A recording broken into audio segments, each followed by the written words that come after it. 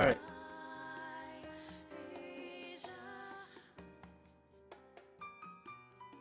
I'm hoping that this playlist doesn't fail me. It's just a bunch of near music,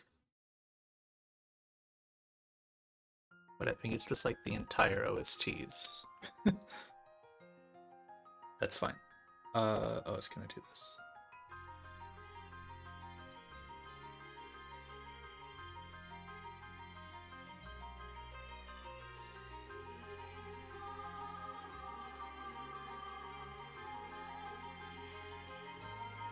Okay, actually open the game. So there's what, uh, 11 fights left in Victory Road.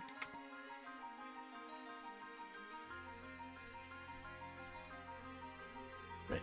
Yeah. We got a handful done. Map do I have open? Oh, none of them. Awesome. I have count. I didn't. I meant to recalc one of them, but basically, I've got how many fights ready to go today? Oh, I don't have streamer mode on. That's why is it off? I opened OBS. All right.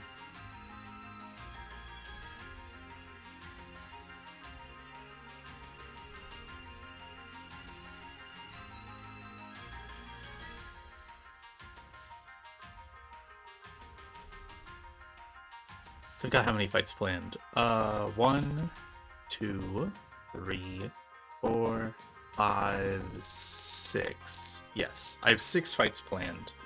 So that's 10 out of 15 ready to go. I cooked this one, the Mega Sableye fight, and then I realized shortly after finishing the line, while rerunning through it, it's bunk. It's not very good.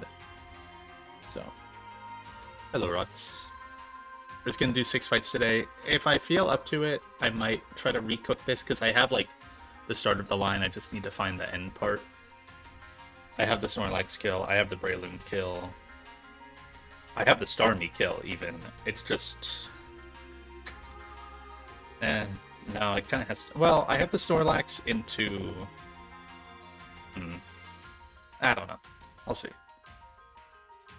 I don't even want to think about this. So far, right, if I've done everything right, that is... I theoretically have a investless, deathless Victory Road so far. The first 4 fights I already did. These 6 I have ready. The only thing I'm investing is I'm getting rid of Shadow Ball off Dragapult, and I'm using my dual Wing Beat TM. And that's completely fine, because every Pokemon that wants dual Wing Beat badly already has it. Arrow has it, D-Knight has it. Those are pretty much it. I'm giving it to Togekiss. Oh wait, actually, I could not do that, because that was on this fight that I need to recook. So that could just not even happen. So far, all we have is getting rid of Shadow Ball. Aaron just hit a plus Spadef and Namoris. Max speed. Hell yeah.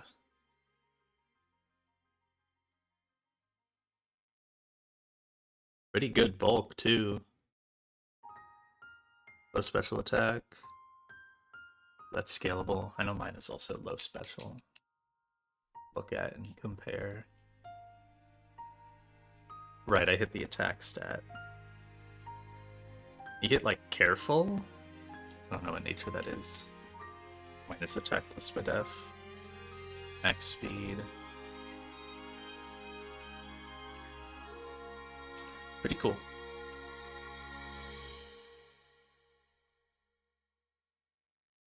That wasn't really a song. Alright, so... Grassy terrain fight. I'm on the Rillaboom.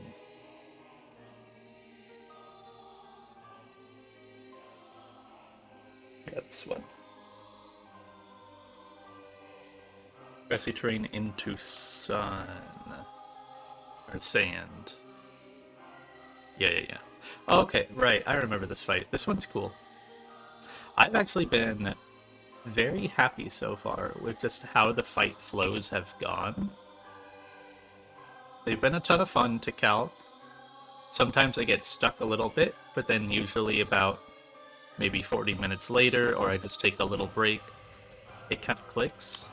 And once I get that one click, everything kind of falls into place, and it feels very nice. I have some cool teams. Not like the craziest tech in the world, but some cool squads.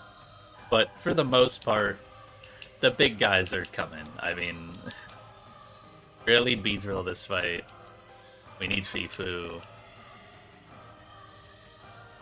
We need Golly. I need Scuda. I will run through this fight again just to make sure. In the calc, make sure I didn't miss anything. Garchomp. And then the final Pokemon, I think this could have been someone else, but it worked out just the easiest to where I didn't have to think at all. I get to finally use Flygon. I baited this guy earlier into thinking he would get used. Didn't happen. Now he finally gets used. His usage is really silly, but it does get used.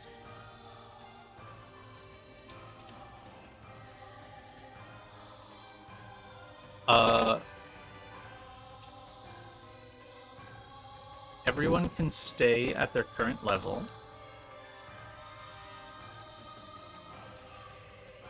The Lysopod needs to be itemless. It's really important. Oh yeah, I remember the...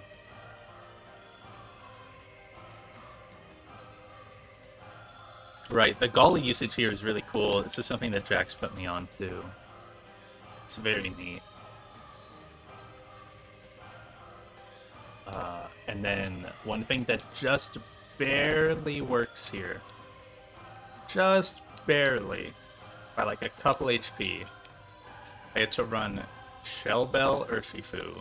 Now I do need to, before I forget, let me making a lot of flights for scanners and whatnot. I don't actually need any scanners here, but I do need to get Brick Break.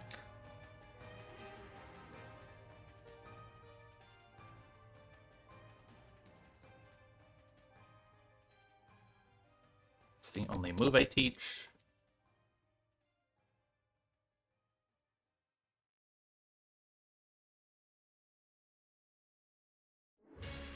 Yes. Another thing I'm gonna do just before like touching anything. I've messed a ton with the levels of my guys and the calc and whatnot. I need to export to reset all that. So I've messed a ton with movesets and like levels and all that. Just gonna make a fat reset to all the changes so it's consistent with the game as is right now. So I don't see in the calc like, oh, Flygon is level 95, I don't need to level it. And then I get into the fight and my guy is level 79 or something like that. Just so everything is consistent, moveset wise. Yep. We now have Brick Break. Yep.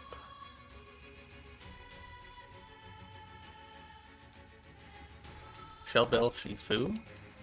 Flygon gets a Frostberry.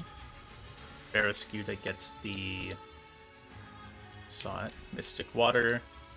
And Garchomp gets Dragon Fang. Okay. So just to kind of hone back in, see what I'm doing here. Beedrill is going to be pre-damaged. Not for Rillaboom, but for something else later. Beetl's at 251. I believe that's like taking 2 Moonblasts. Yeah. Taking 2 Moonblasts and baiting Arcanine E-Speed. It's really easy to bait Arcanine E-Speed.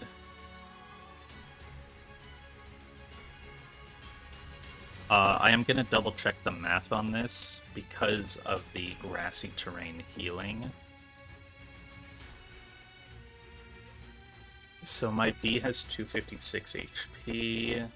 It heals 16 a turn perfectly. So we go 251.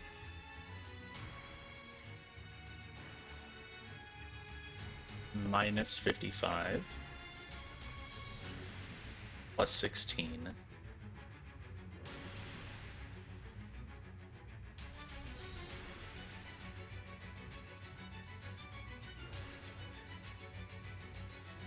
Then minus 55 again.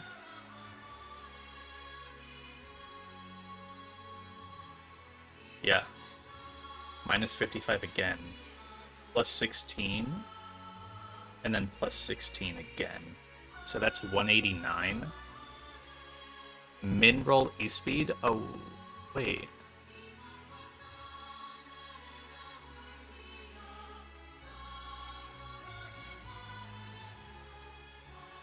Why is this number so off?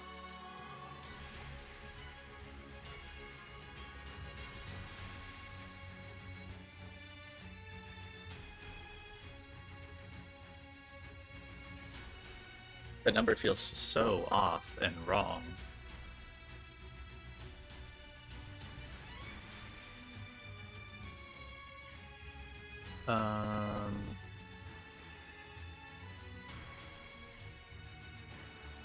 So Beedrill Megas doesn't take any...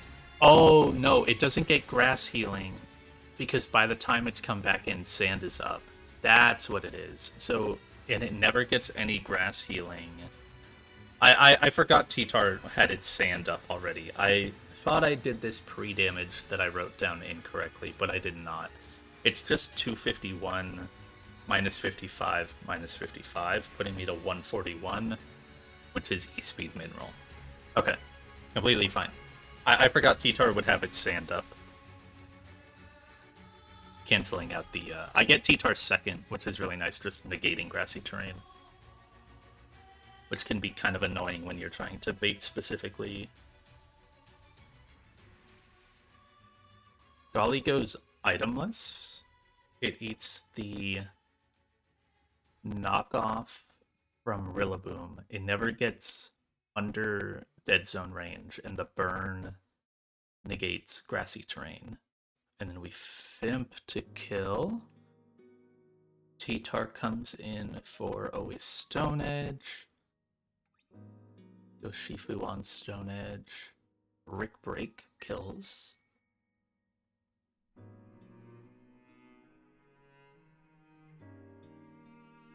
Yep, nothing funny about that. And I have the Shell Bell for the recovery thing. I know that's good because I spent a long time doing the math on that. Ajax, for the good luck. I know the Shell Bell thing works out just barely.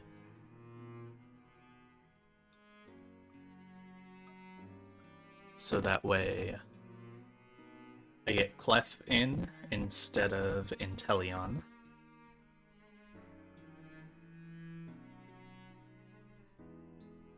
Beedrill kills, gets Arcanine E-Speed. Golly finally exits on the E-Speed. That always exits. Scuda comes in for free, eats an E-Speed if it happens.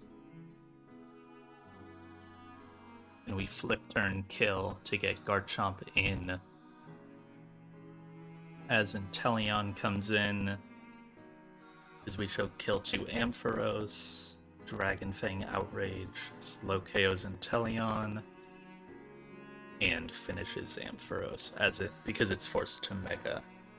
Alright, good. I already have the team built.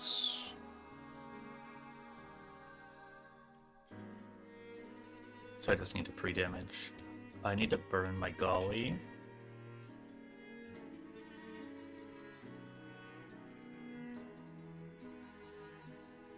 And then just slot 1 and 2 pre-damage.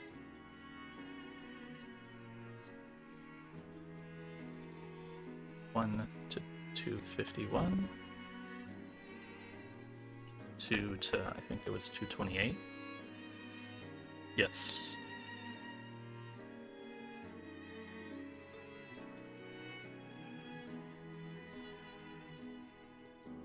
Alright, double check before I go over there. B, 251 HP, 228 burned itemless Golisopod, Urshifu with Shell Bell and Brick Break, Rostberry Flagon. It's chill, don't worry about it. Mystic Water Bear Skewed, Dragon Fang Garchomp. Yes. 228, 251. His under levels are fine. I could level up Flygon, but there's just no need to.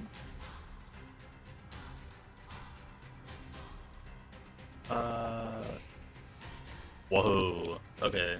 My repel was not on. I am happy I checked that. That was probably from doing like the big roundup encounter things. I would have got like a Charizard here.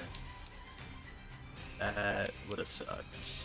Because I do still have my Victory Road encounter. I'm just like still hesitant about what I want to go for, whether it's water in here or land in here or land in the next floor. Not fully sure. It might be wait till a hard fight that's walling me, or wait till E4 to see if there's a gap I would want plugged by like a 40% Weavile.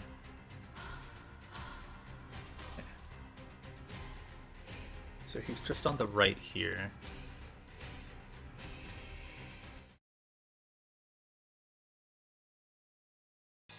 I mean, Jax is doing that with his Roamer, so... I think he's doing it with his Victory Road encounter as well. Just... Like, I technically didn't really need to go get all those encounters yesterday. But Aerodactyl does help, so I use Aerodactyl a bit today, and I do use Enamorous. No, I only use Enamorous in the line that I need to recook. Mike sounds weird. I might know why that is.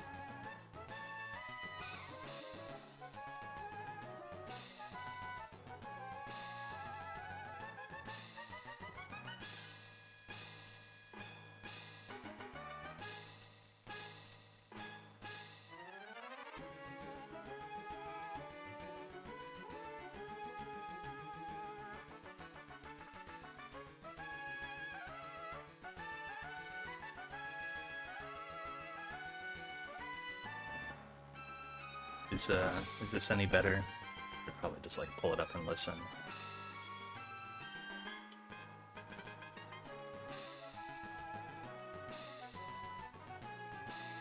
My volume mixer has been a bit weird lately. Sometimes it gets like a bit staticky.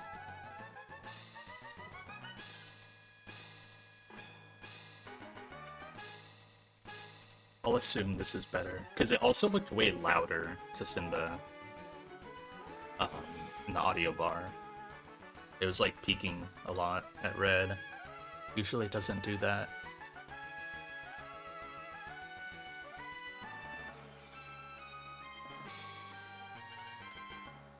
Oh, there's the Aaron Romer post.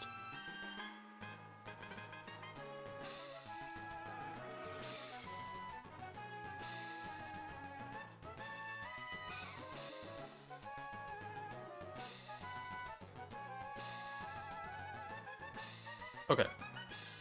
I'll assume it's fine. If it's worse, then I think I need to like unplug my mixer in general. Anyways.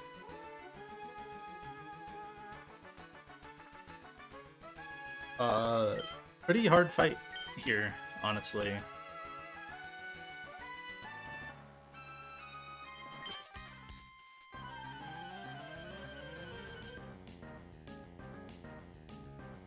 I was getting like kind of stuck on this one for a bit.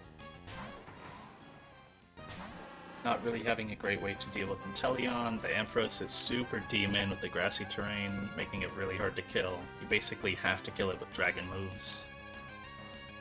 Or ice moves. This Rillaboom currently outspeeds and is going for knockoff highest damage. This is not what we pre-damage for. The important thing here is we are slower, so it won't go for low speed for speed control, but we're going to become faster and U-turn. This will do a fair bit of damage, getting it basically down to Sash.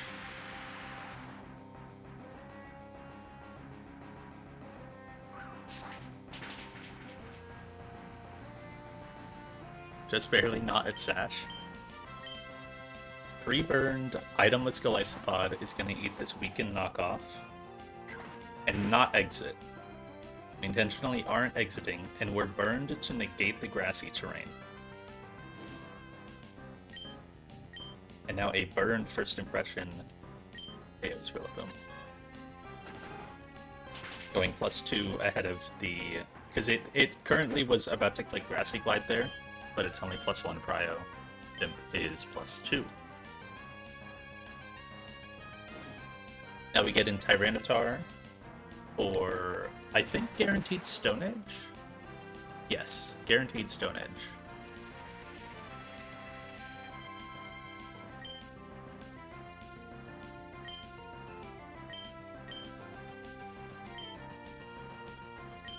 Go straight Urshifu.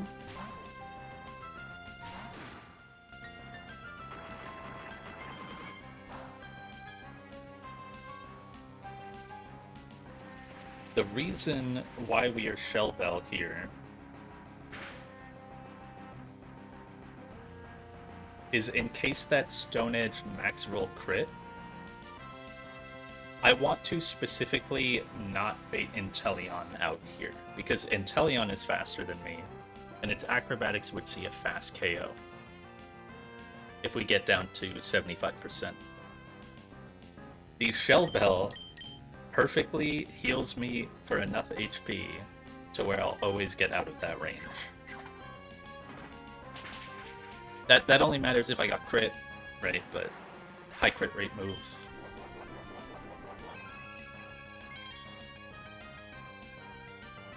This heals way more than Leftovers as well. Leftovers, I think, would only heal me like... I say way more. It's not much more. I think Leftovers heals me for like 18 a turn. And Shell Bell specifically, because T-Tar has so much HP, heals for like 40 or something. Yeah, it heals for like 39, and I literally need like every single HP I can get. It worked out perfectly. So we always get Clef for slow kill. It cannot do any funny moves, it can't Calm Mind, because it sees kill. Got the defense boost, we gotta get out. On Moonblast, we go Beedrill. Pretty standard. Now, because of the defense boost, this Poison Jab does not kill. Crit is fine. Drop is also fine.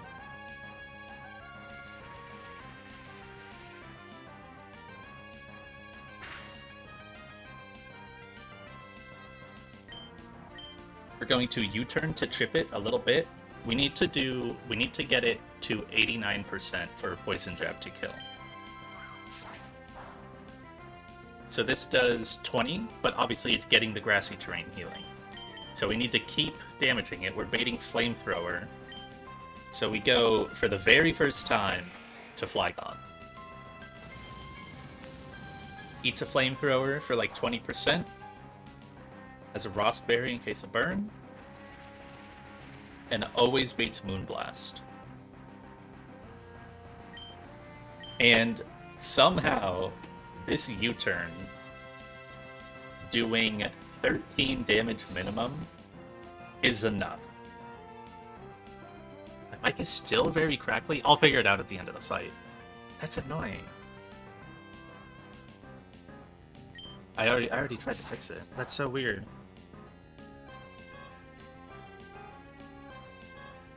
I can try to do this. I just clicked U-turn.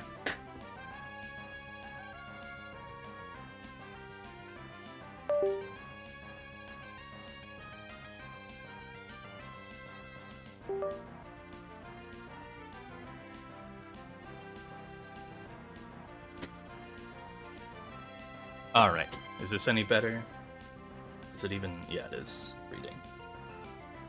If that didn't work, then I don't know what will. Like, the final thing I have to actually mess with my... okay, yeah, I just had to completely reset my mixer. That's annoying.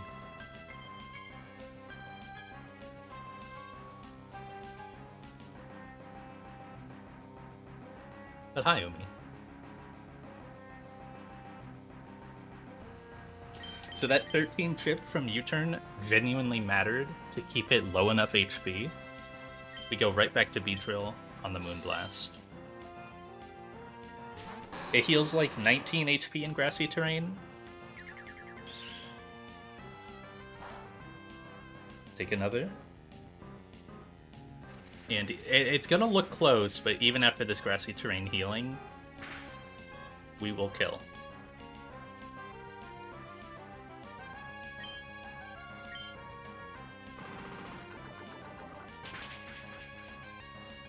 Very nice. Now, because of the pre-damage and the attacks that we've been taking, we outspeed everyone, so it's just next slow kill, which is Arcanine for just about everything. But all this pre-damage, I say all this pre-damage, all the damage we've been taking is to get into E-speed range. So now it sees it has a fast kill with E-speed, so it has to click E-speed.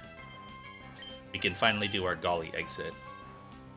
Just making sure. I will take 48 from this. My exit range is 133 or 34 HP. So this is completely safe. The HP just worked out perfectly where I could put Golisopod at a spot where it always took Rillaboom knockoff, never got exited by a crit, and then could always get exited by E-speed after. We go to Barraskewda. Barraskewda getting in undamaged is perfect. Because obviously we have a fast KO, but this guy will hit very hard with E-speed. Crit does 85%. Flip turn will kill this. Okay. It was 90% to go for E-speed there. It can go for a head smash. Kill straight up.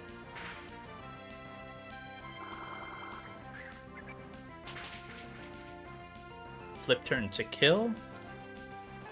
And get our cleaner in for free.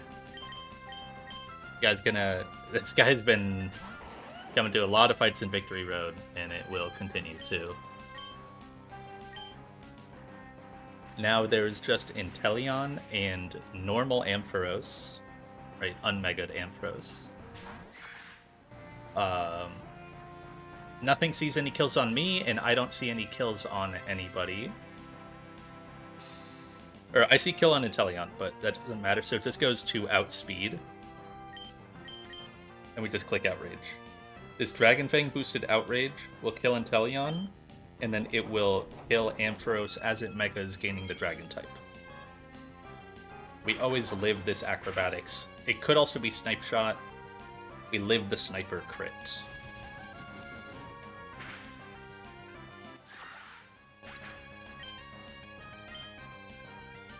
Obviously, I couldn't account for, like, Rough Skin activating there because it could sometimes go for Snipe Shot. Now Ampharos comes in, can't even click a move, but we're gonna kill it anyways. A nice little outrage chain.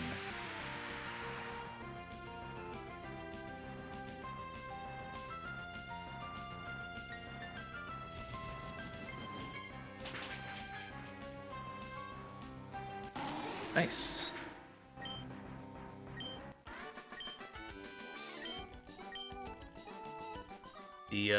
The first Flygon usage, it did 13 damage off of one move, but it was what I needed. I could have also done it with Thundurus, but it was one of those things where it's like, man, if I fuck something up, I'd rather just do it with Flygon. And it was also simpler because I think Thundurus I would have needed to like pre-status and have a Citrus. I just threw a Rost on Flygon and called it a day, as long as the damage was enough, and it was.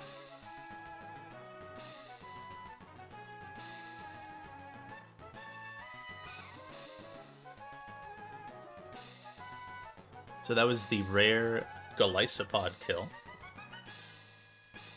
Oh wow, the sheet is laggy. There we go.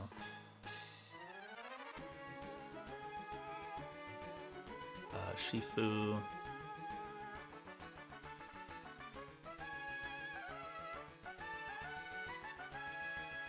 B. Barraskewda, and then Garchomp got 2.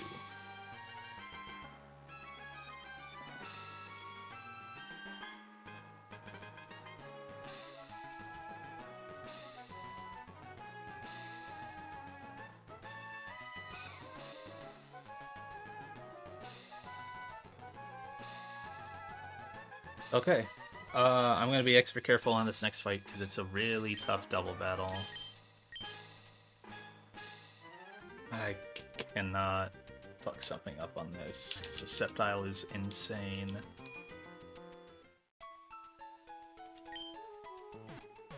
Need to level a couple guys a little bit, but not too much. Make sure Beedrill is the right move. The bond between parent and child. Oh, I'm aware. Yeah, that thing with S-Toss, oh my god, it's such a demonic set. I feel like it would have been a bit crazier as, maybe as like a lead in a singles battle. Maybe not lead. I feel like a singles battle would have done Mega Kanga better. Like, throwing it in a double, you can just 2v1 it and then not really think too hard about it. But if you have to deal with S-Toss Kangaskhan, doing, like, 200 damage to anybody, like, that's really brutal.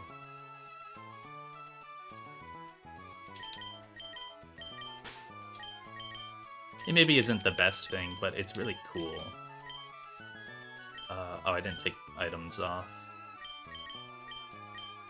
Hold on, Toad.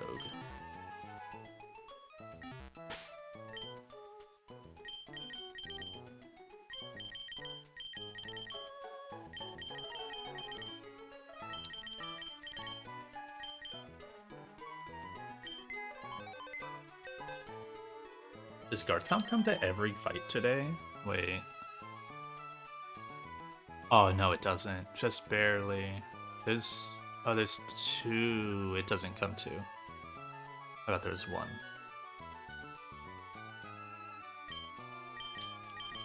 It doesn't come here. Oh no, it does come here. I'm stupid.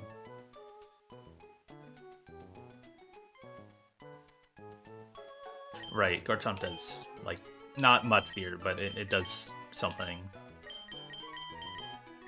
So I need to level up Torkoal and Toad. I hate to inform you, Flygon, but you are probably going to be hard benched again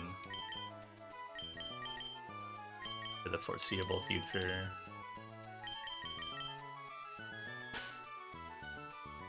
Okay, this is the squad.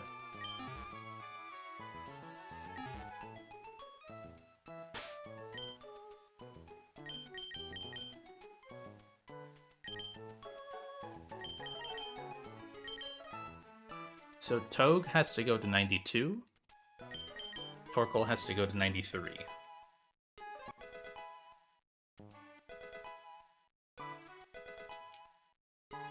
I think I just put Togue to 92, because, like, I'm pretty sure it was, like, insanely close on XP already from prior fights. So I didn't want it to level up mid-battle. I remember opening the game and looking at its XP, and I'm pretty sure it was pretty close. Togue gets Iron Ball. Ollie gets a Citrus, but I'm pretty sure this is just a backup Citrus. Torkoal Citrus is not a backup? No, it's not. It's very important. Garchomp doesn't really need an item. It can get a Citrus. That's fine. And Urshifu needs the Choice Scarf.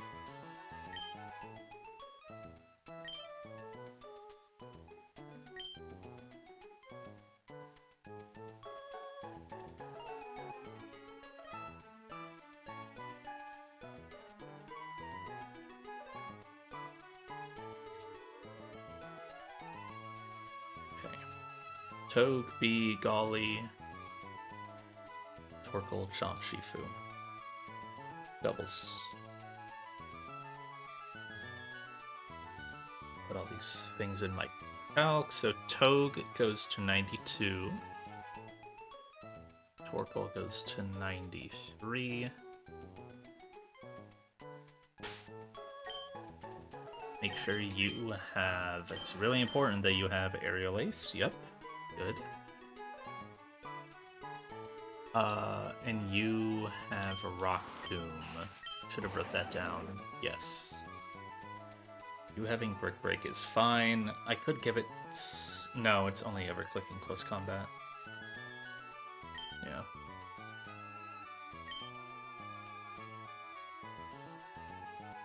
Just to remind myself, 195 HP is for Golly, and I underspeed that with Ball. Yep.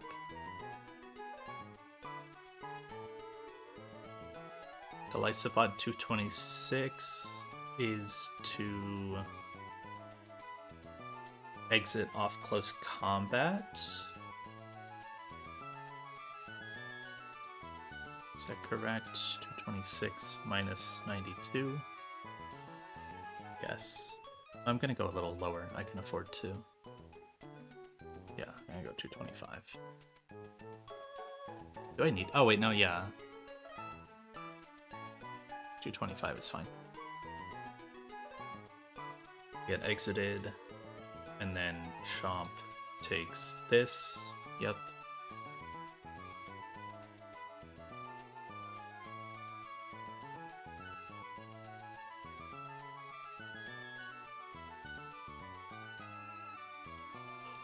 Make sure.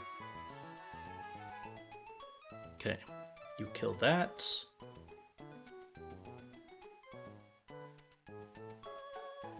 You kill that because of the close combat drop.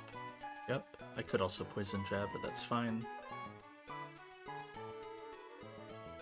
You kill this. Yep.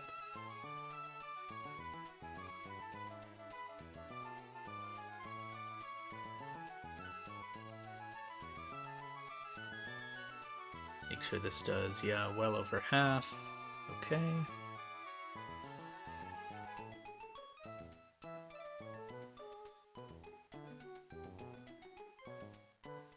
And then make sure you kill... Yep, alright, perfect. Just some pre-damage.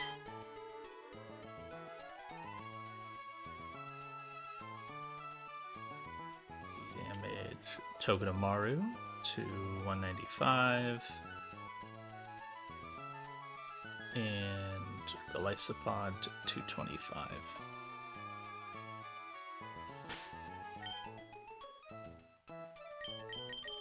Alright. Item check. Iron Ball. Hydrolite with Aerial Ace. Citrus, 225. Purple citrus. Chopped citrus. Doesn't really need it, but... Scarf, Shifu.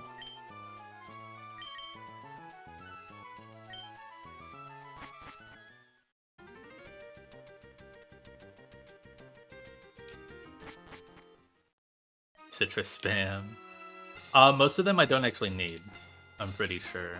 Golly doesn't actually need it. Oracle does need it, and Garchomp doesn't need it. It's just like, if I need backup, it's a good item.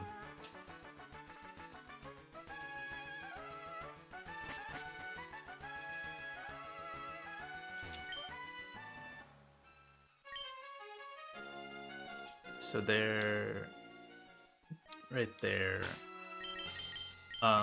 I don't know if I can get left guy bugged here. So they both look the same, so I can't really tell if I get the right one. I want Sceptile in slot 1, which is the right side from my view. Togue B. I want Togue matching Sceptile to get Surfetched. Yes. Yeah, I need Togue diagonal to Sceptile.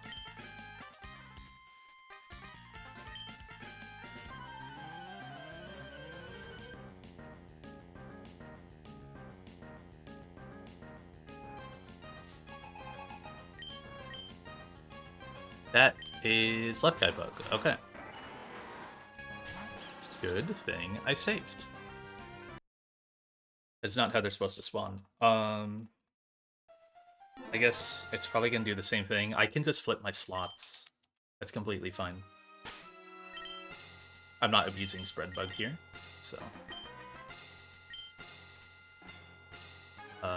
It was the girl on the right that talked to me first. Yeah. This one is guaranteed the left guy? Oh, that's awesome. I was gonna say, like, there's only one entrance point, right? Like,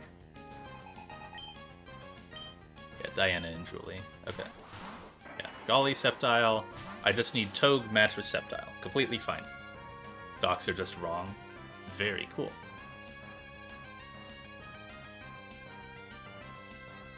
I just have to read my notes backwards, but I can do that. I have a brain. So, right now, AI sees Sceptile having a fast kill into Togedemaru. Pre-Mega'd, it sees Focus Blast. It does not see anything into Beedrill. Golisopod sees Slow Kill always into Beedrill here. So I have to constantly be giving Golisopod a fast kill. This is why Togue is holding the Iron Ball and is still under-leveled. If I leveled up too much earlier in this split, there were multiple moments where Iron Ball Togedemaru would still outspeed something I needed it to underspeed. So by being 92, I'm under this Golisopod. I could have just done like pre-paralysis and then tried to find a different line, right? Like it would have been workable, but it wouldn't have been as ideal. You don't get the extra turn. Or I have to do like Torkoal lead and it's not as good. Togue is just the GOAT. The main reason why the baiting here is important is Sceptile is so damn fast it outspeeds Beedrill once it megas, even once I mega. So it's always going to get its attack off, even though we're OHKOing it. Mega, Poison Jab, Spiky Shield.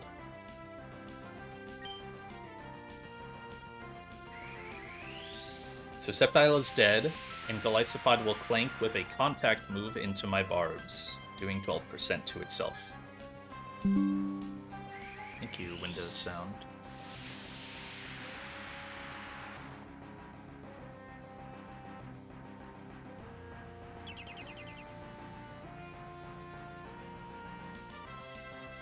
Focus miss. Goodbye, Sceptile.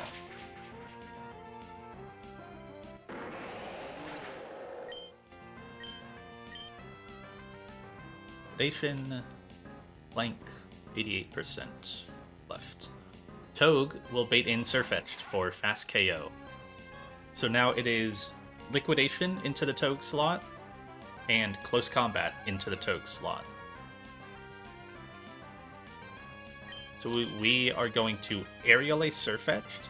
This will notably never kill even with crit. If I were to go for Poison Jab, some crits can kill and then I'm a turn ahead and it's bad. So we're going to Aerial Ace this guy before his Close Combat defense dropped. And we finally got a pivot.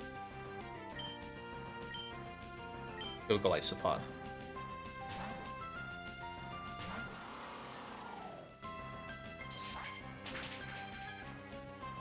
Okay, scary. Fighting Gem burned. This does a ton of damage. It was really hard to find switch-ins here that then continue to bait well after. Because I basically always had to ensure, like, Sirfetch'd does so much damage that you can't exit off both moves consistently. So now someone has to take the liquidation, and the candidate is Torkoal. Torkoal takes this liquidation, because it can't be crit. And it was very important for my Pokemon to stay low enough to guarantee that Sirfetch'd never clicks Detect. And Torkoal is able to do that. Even after the Citrus, and after the gem is consumed, we bait Sirfetch'd into an attack on Torkoal. But we also are slower than Golisopod. So we are able to bait it into our side as well with Liquidation. I think it's always Liquidation. So now we kill Sirfetch'd and just click Protect.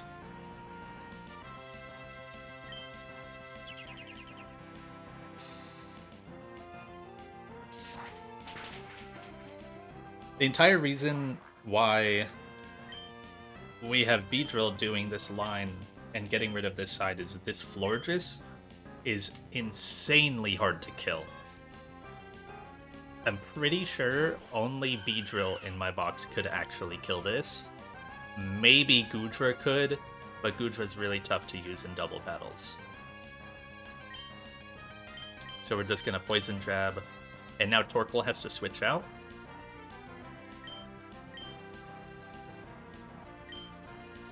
So we go Garchomp. After Florges dies here, this will be a 2v1.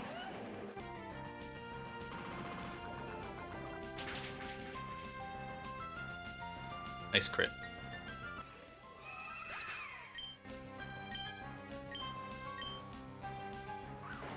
We eat Liquidation just fine. And notably, make it chip itself again with a contact move. Now, Aerial Ace does a minimum of 32% after it took 25% from my Barbs and my Rough Skin. This will always exit Golisopod, never accidentally killing it.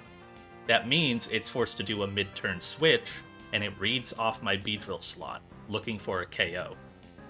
And the first guy that it sees is Honchkrow.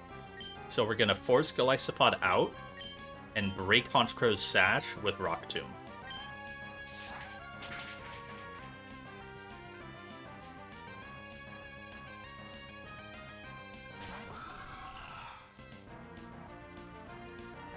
The speed drop doesn't actually matter here.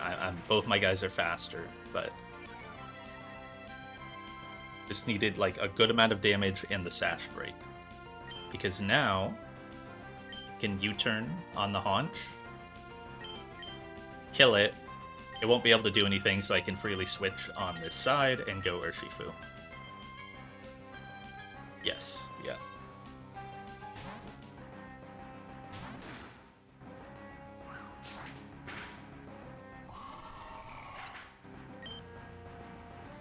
And we bring the Togue back in.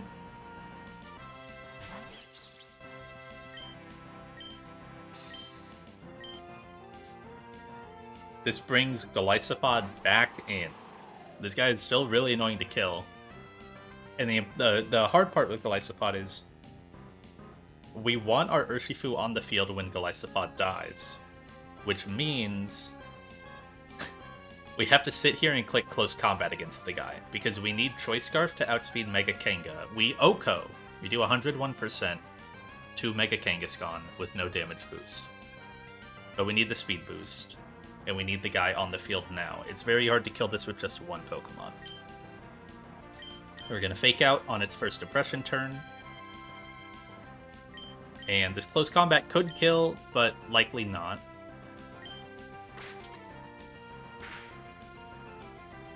If I crit, I kill here, I think, and that's completely fine. Close.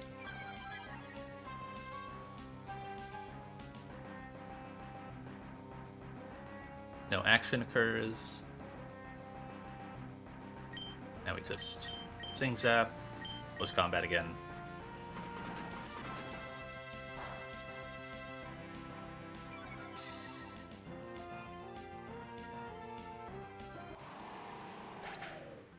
Kangaskhan last. It currently sees that it is dead to us because it calcs normal Kanga.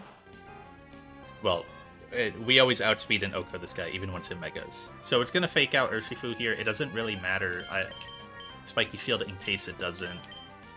But we just kind of have a dead turn here, where I can't really do any damage. But it also isn't going to do anything to me, so... It does like 30% with Fake Out here, because I'm -2. But we're just in a winning spot.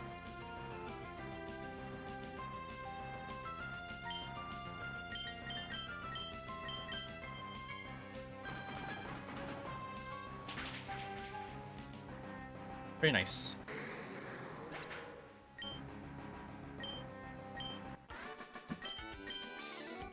Manipping the Golisopod was a lot harder than I thought it would be. That guy hits really, really hard, and especially since you're baiting Liquidation, you have to account for the drop as well, which can be quite difficult.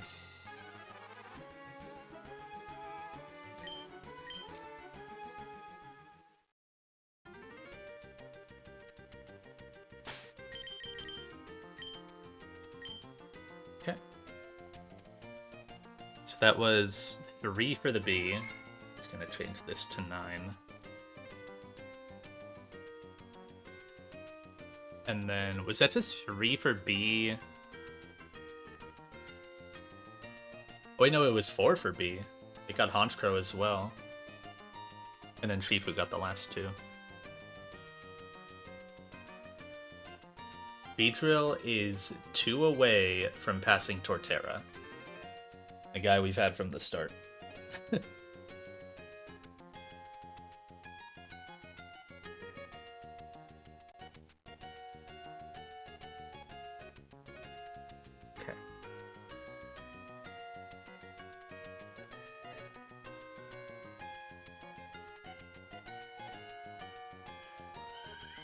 Arrow. Where's my Bolt? Bolt. Shifu Chomp. Oh yeah, this one was cool. I was quite happy with how this one turns out. There's Bera? There it is.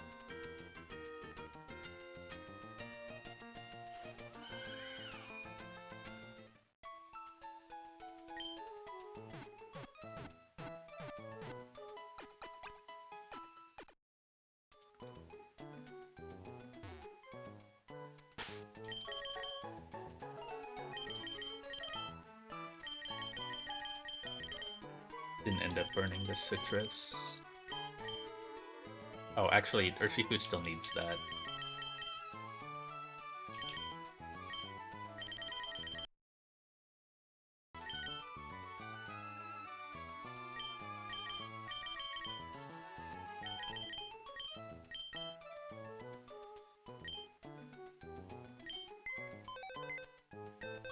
I do need to level up some guys for this fight. Mainly this one. Intro to Aerodactyl.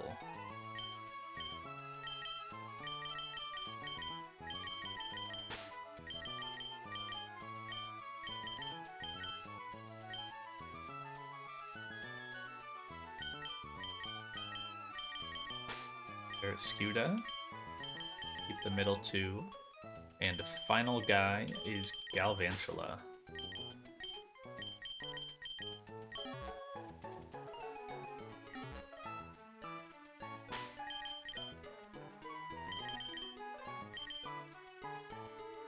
Alright, everyone comes to 95. Yes. Can't speed this up because Arrow is going to take forever.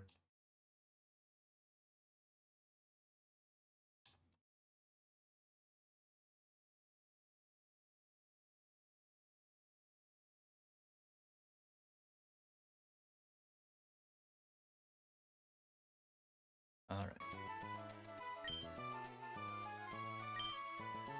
Let's go ahead and make everyone 95 in my calc. I need to teach a move to, I think, Urshifu. Sounds correct. Yeah.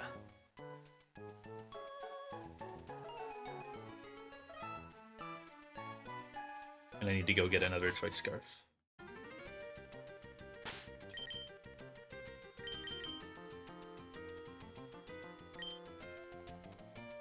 Teach an Urshifu a move, that means we're probably going to talk to this guy.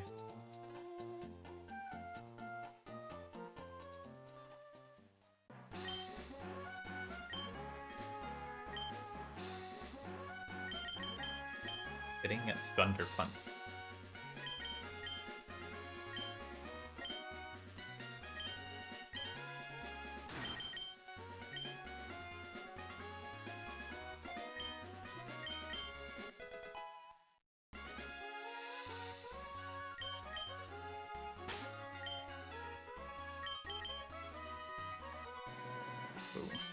Fuller got stuck. Give you Thunder Punch in my calc. Okay.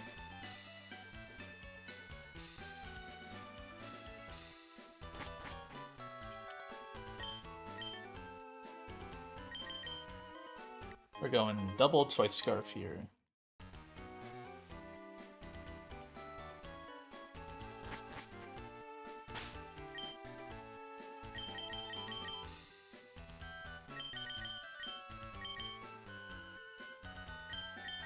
Arrow gets Choice Scarf.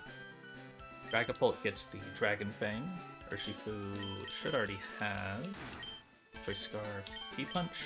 Yep. Garchomp needs to be itemless. Barraskewda needs the Life Orb. Yes, yeah. And Gal doesn't really need anything. He gets a Citrus in case rocks are up. This fight has, like, theoretically pretty big variability, because there's a turn where either you get Stone Edge crit by the Garchomp, you can get Stone Edge missed by the Garchomp, right, normal hit, or it can actually set up Stealth Rocks 15% of the time.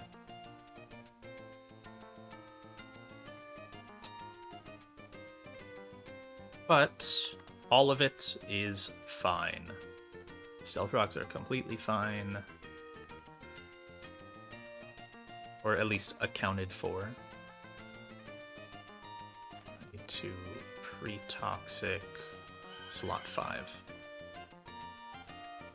Pre-tox, yes. If it was pre-poison, I'd die, I think. Yes, I would. Alright. I'm confident on this line. I don't need to... Actually, there's one thing I want to recheck, and it's just that I'm not Wicked Blow baiting, or Wicked Blow blocking. I don't believe I am. Shifu gets Electros. We have T-Punch to block Gyarados. So, and we're faster than normal Blaziken with the Scarf, so it's this next guy to see Slow Kill. Let me make that be Electros Discharge. Yep.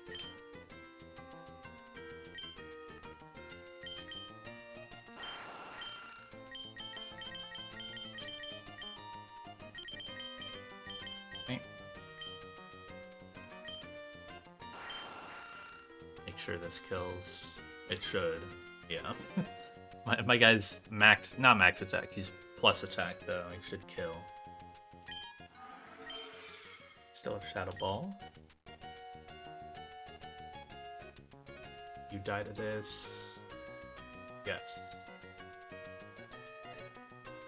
Also might take Life Orb damage, so yeah.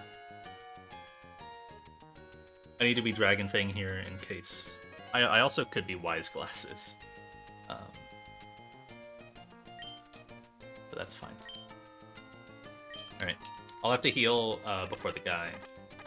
But it's pretty close. I'm gonna speed this up. I have to listen.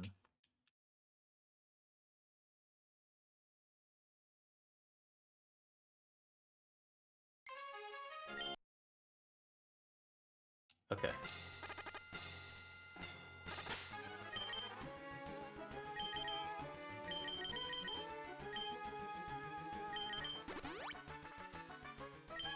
Right. Max health Scuda. 247 Shifu.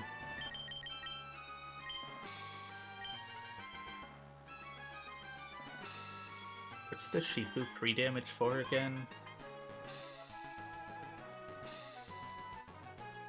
To get Electros, right. Yeah. 247 after the CC is max roll of discharge. Yes, and even if I get rocks and Stone Edge crit, or Throat Chop crit, I only fall to like 188, and that's completely fine. I remember this. Right.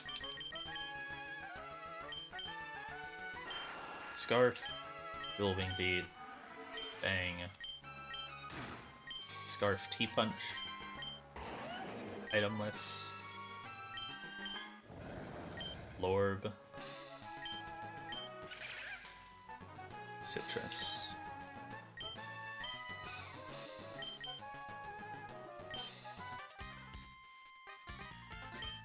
I gotta do those puzzles after this. I think I have a good idea of what I'm doing on the puzzles. I'm pretty sure Dexa didn't make them too hard. Anyways, really annoying Scolipede set if you don't have a great way to deal with it. I think Corviknight can also mostly do this, but I was gonna Dual Wing Beat. I do, because of minus speed, need a Choice Scarf here.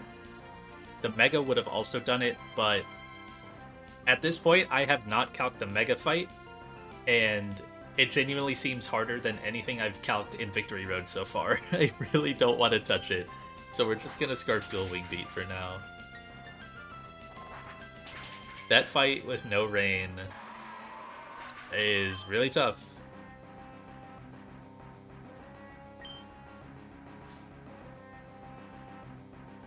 I think I can do it with a sack, but obviously if I don't need it, I don't want to do that sack yet.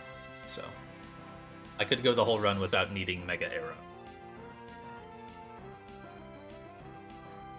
So on the Scolipede kill, we outspeed everything. First guy to see slow kill is Garchomp. It always sees slow kill with Stone Edge, but because it's first turn out, it can still go for Stealth Rocks here. It's completely fine if it does either. We are going to hard switch to Dragapult, who takes a Stone Edge crit. It lives on 6%.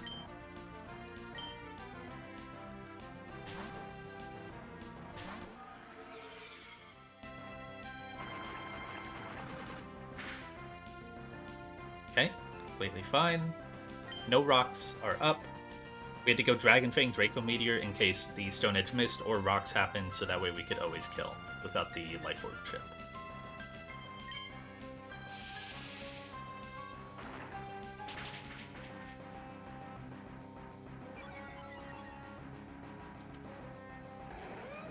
Now again, we are faster than everyone. First guy to see slow kill is going to be Tauros. Tauros can only ever go for Zen Headbutt or Throat Chop here. Because we got hit, it can be Zen Headbutt. Normally, it would only be Throat Chop if we were at high HP. It's pretty favored to Throat Chop here, but it doesn't really matter. Urshifu eats both.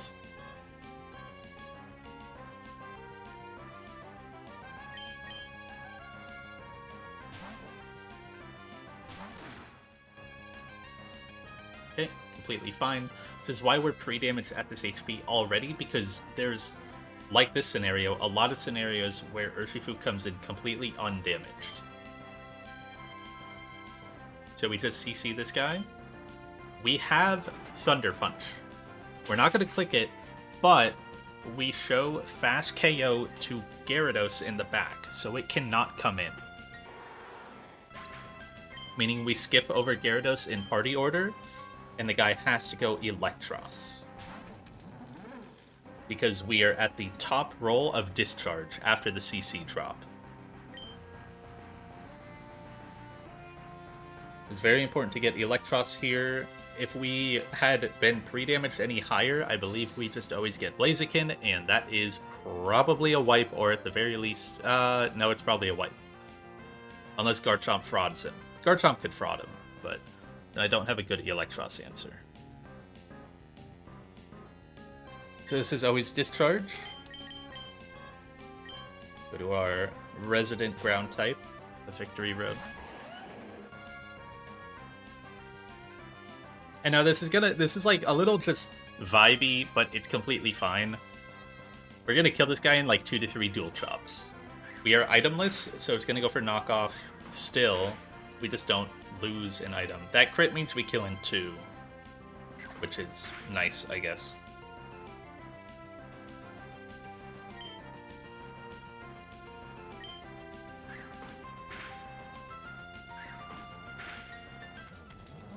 The important thing here is normal Garchomp outspeeds base Blaziken by 1 point, and we show fast KO to it.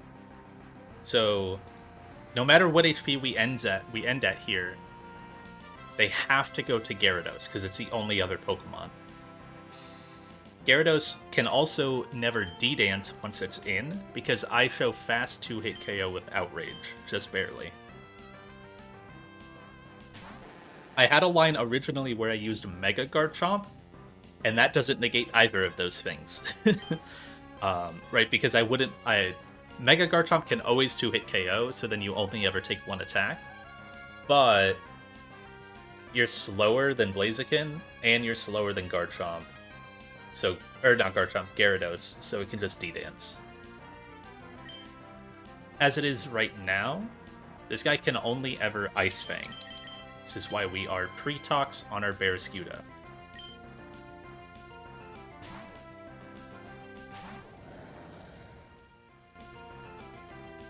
I basically only had 2 Pokemon that could ever really kill this Gyarados, because in order to beat the Blaziken in the back, we want to kill this with a flip move, meaning Volt Switch. We have 2 Pokemon that can do that, Galvantula and Thundurus. And actually, I think Thundurus would have worked here, but I ended up rolling with Galvantula.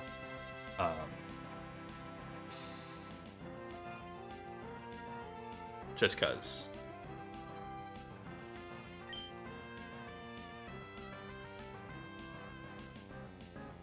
The thing is, Galvantula does not kill without an item boost.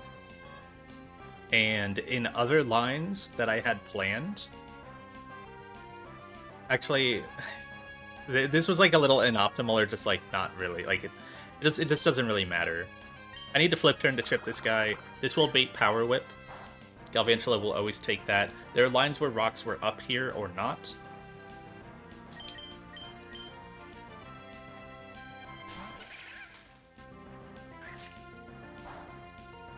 I guess the main idea is, like, if I wanted to use Galvantula raw against Gyarados, it would have had to be pre-burned to avoid Ice Fang freeze.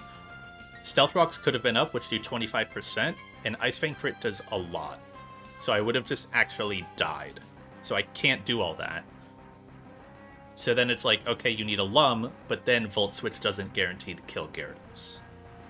So then I need a little bit of Chip with Barraskewda, and that solves all the issues. Now we just Volt Switch.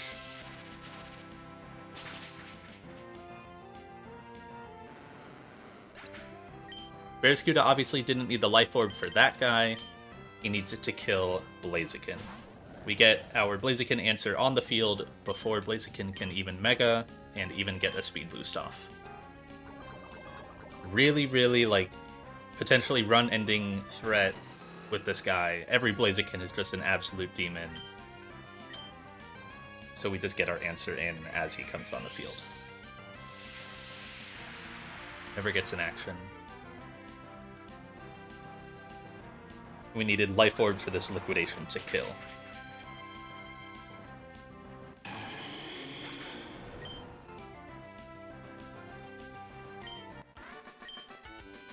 Very nice.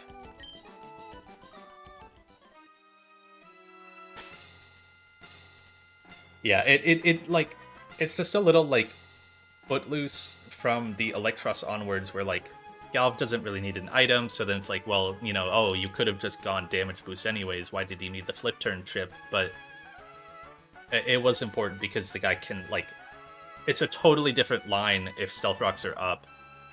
I couldn't do Thunderous in that other line because it's weak to Ice Fang and weak to Stealth Rocks, so it would have just insta-died.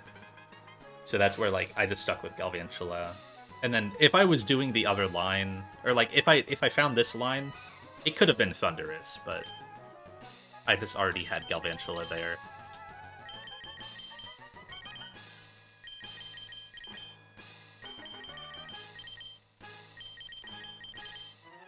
And we get a Galvantula kill.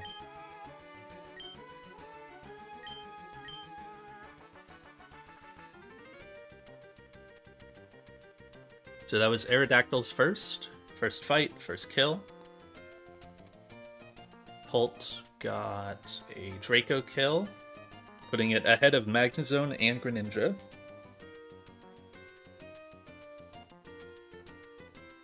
Chifu got Tauros, putting it ahead of Mamoswine already.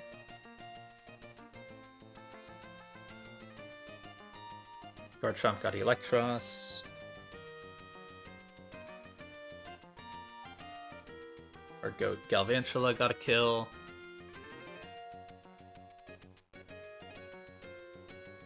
And Bearskizzy got 35th. Barraskewda now green. They made that guy green.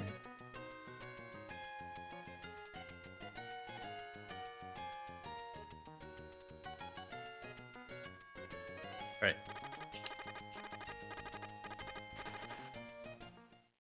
This next fight, I fully thought I was gonna need to sack a Pokemon. When I initially cooked it,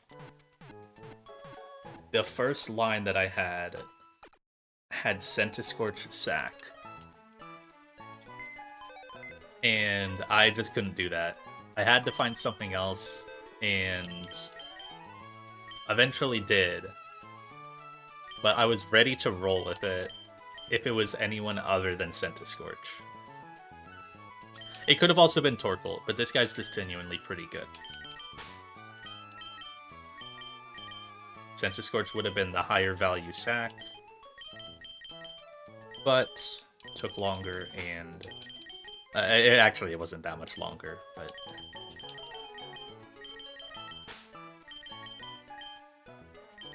we're kind of now at the point in these fights where the threats are really crazy, and it is pretty common to sack. Oops. Torkoal, yeah. Torterra. Alright, this is the squad. This is a really, really funny line. I need double choice specs. I also need some levels.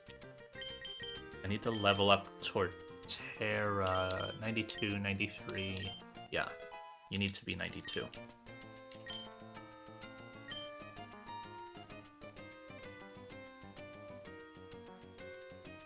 So it's Polt, Torterra, Torkoal, Udra, and Golly. Okay.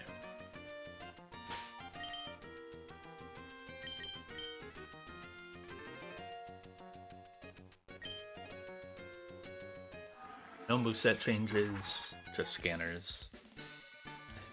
I need to...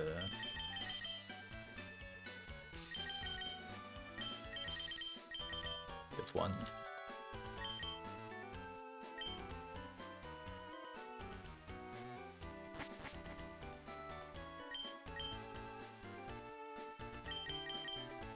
Got one choice specs.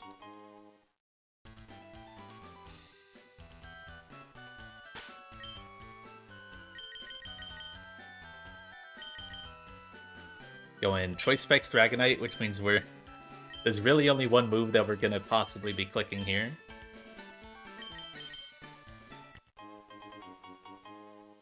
That's right, it's Shadow Ball. We're gonna kill with Shadow Ball on everyone. I'm actually teaching Dragapult Surf because it's a rain fight. We're going Spec Surf in the rain. Toke has Citrus. I'm pretty sure it doesn't need this at all. Udra. It's a unique berry. It gets the Chesto. And Torterra, I need to double check this. I'll give it the Aguav. So Torterra is hardy nature. Hardy is minus attack. Aguav is minus Spadef confusion. Okay. Completely fine.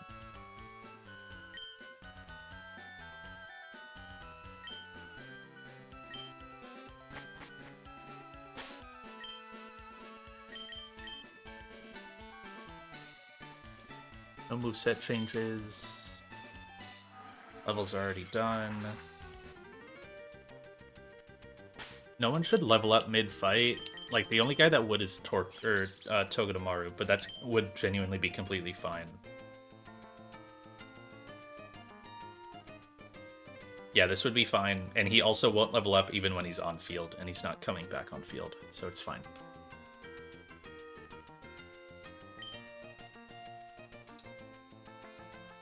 '92, '93, '91, '91.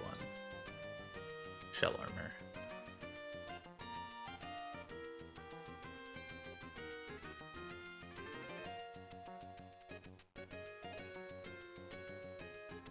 Right, okay, yeah.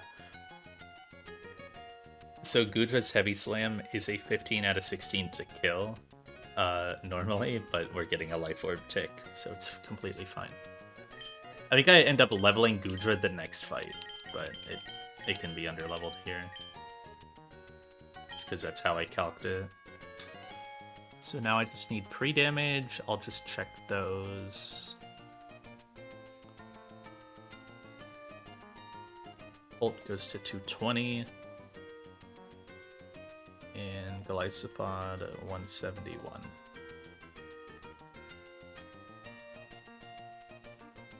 So Polt goes to 220 to bait in Slow Kill Gorbis. Yep, nice beam. And then the 171, my exit range is 134. I drop to 132 off this Ice Beam, heal back up to 198.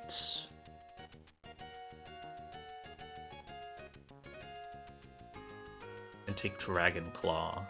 And that drops me to like 110, and I always live crit.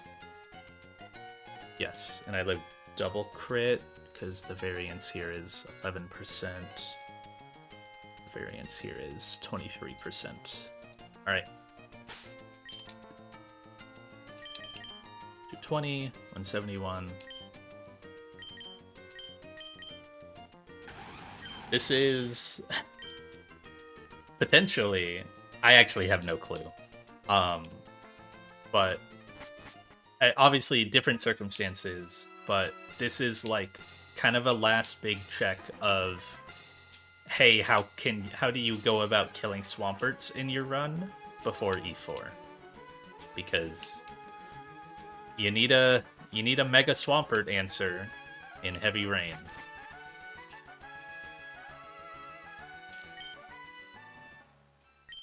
This is a Pokemon that I have always struggled to kill throughout this entire run. Mega Swampert and even normal Swamperts have always been demons for me. This is the second last one in the game. How the fuck does this work? Let me look at the map. So I'm fighting Shannon. Yes. I need to climb those stairs on the left. So I can just go here.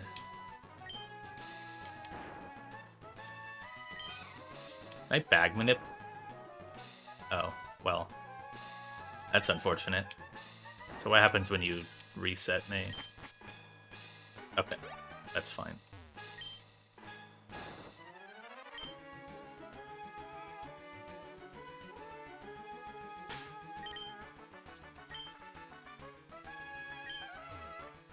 Okay, that was really bad.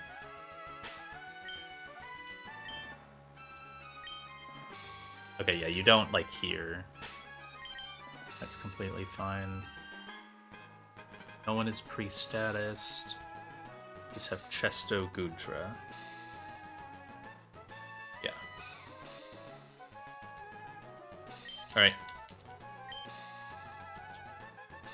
Second to last rain fight in the game. As it doesn't sound as noteworthy, but it's technically the last rain fight because the next one is heavy rain. So, funny thing about this Pelipper, it dies to Specs Draco Meteor. This thing, like when I first started cooking this fight, I literally just wrote down a list and I went through all my Pokemon and went, okay, who can fast KO this Pelipper? And there's like, there was like 10 Pokemon that could do it. Some can do it without a scar or without a choice item. Some can do it with pivot moves, but this is the best thing I found.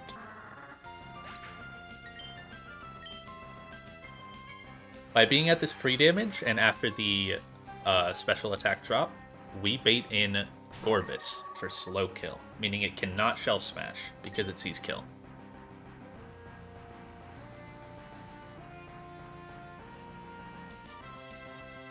We're baiting Ice Beam, so we will exit on this Ice Beam. Don't care if we get frozen by this.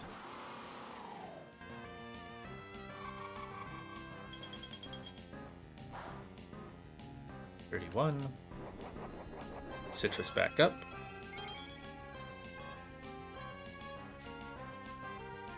Exit on out. And we're going right back to Dragapult. Get our reset. Specs Draco. Fast Okos this guy, even in Swift Swim. This does minimum 108. So now we do the same thing again. We drop our special, we bait down the line, we outspeed everyone, because the Swampert is not Swift Swim yet. Calc says normal Swampert, so next guy to see a slow KO. That is Dragonite. Because Dragonite has multi-scale, so it doesn't see us doing much damage to it. It's got Oko with Declaw alone, so it has to Declaw. We're going to exit again. Now this one's not so simple because of multi-scale. Even if we didn't have the special drops there, we don't kill. So we gotta break multi-scale with Togedemaru.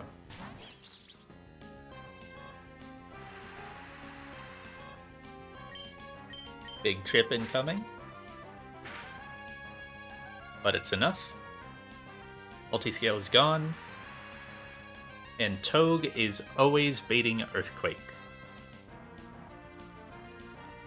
So, even with the free damage that we're at, Dragapult lives Earthquake crit.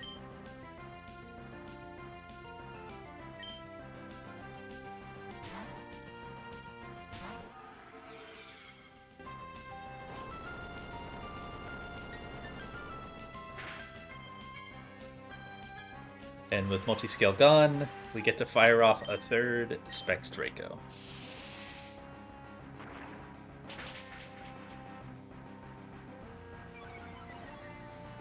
Now, after eating that Earthquake, we guarantee that we're at low enough damage for the next guy, Scizor, to see slow KO with Bullet Punch. So you always take like 40% there. Bullet Punch does a minimum 55, so he comes in for slow kill, hits the field, and then sees it as fast kill because it's a priority move. So this is guaranteed Bullet Punch. I should have double-checked this. Yes, okay, easily. You go straight to Torkoal. It will burn up its Steel Gem, which is why it does so much. It's Technician, Steel Gem, Bullet Punch.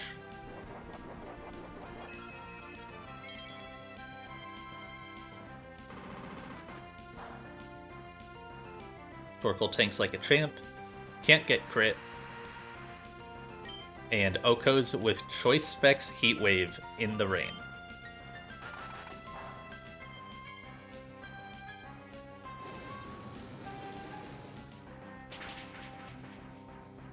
Awesome. This will now bait in Whimsicott because it has a Weather Ball. We show it fast Oko with Weather Ball alone. No matter the damage we take there, we can never get down to Hurricane range. Max roll Hurricane, 123. This is guaranteed Weather Ball. This guy has Prankster Grass Whistle, which is really annoying. But because it has to attack this turn, it's completely fine.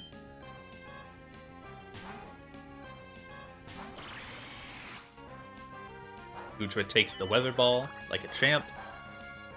And frankly, just walls this guy entirely. The Life Orb tick is just enough, so that way even at this level, we Oko, we have a Chesto Berry for Grass Whistle, the most we take is another 15% from a Weather Ball.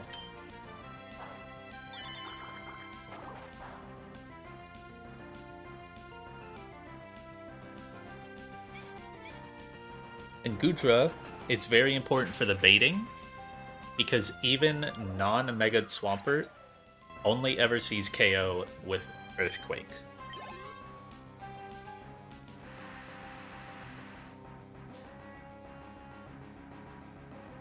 It cannot Power-Up Punch, it cannot Liquidation, it has to be Earthquake. This is probably the last time you're going to be able to do this, Torterra. Because the one in E4 has Ice Punch, and this one doesn't. They gave this one Stone Edge instead, which is why Gyarados could not do this.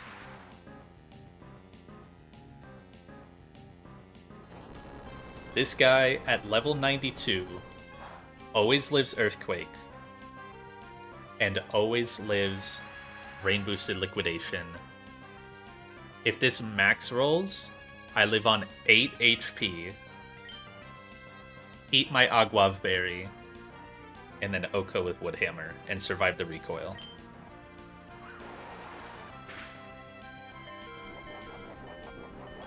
I could have also gone higher level, but this was all I needed.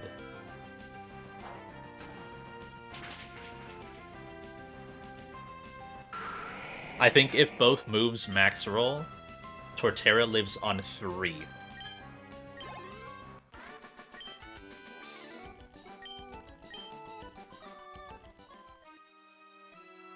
Oof, okay. I was worried about that one.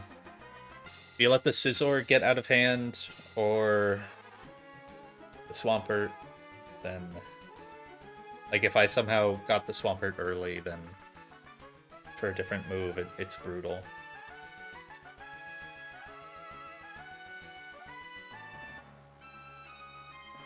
Get me out of here. I gotta do this puzzle, like, every time, don't I? I gotta do more and more of it. It's gonna be really annoying really fast.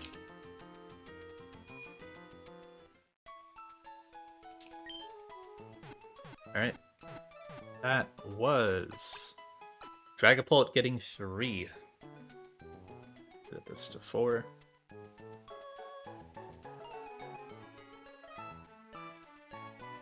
Then Torkoal, Goodra, Torterra, all killing 1.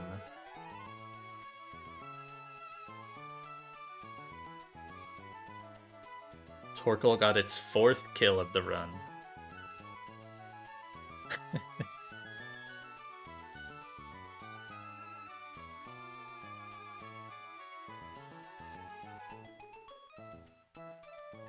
Oh, it would be really nice to greed for it, but also really hard. Torterra is 3 away from 100. And I'm pretty positive Beedrill will get there. Beedrill needs 6 more to hit 100 kills. It would be really nice to get Torterra to 100. I don't know if I can force him that hard, though. Like, I could go fight some random optionals, but, you know, if I don't need to do the fights, then it doesn't really feel worth, like, even counting that.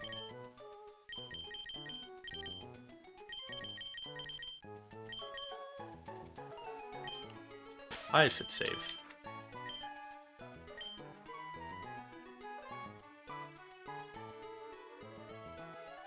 Oh my god, this fight is so sick. I am so excited for this fight. For a personal reason. Not because it's the craziest thing ever, but... there are some big, notable demons in this fight. The Braviary is insane. If you do not have... I want to say if you just don't have a really good Dark type and can't set up that Dark type properly in this fight, this Braviary is absurd. It's basically impossible to switch in on. It does... Its damage is insane. I mean, it's like Sheer Force Life Orb, right? Yeah. All its moves are affected by Sheer Force. It does unbelievable damage. But this bear just kind of handles it.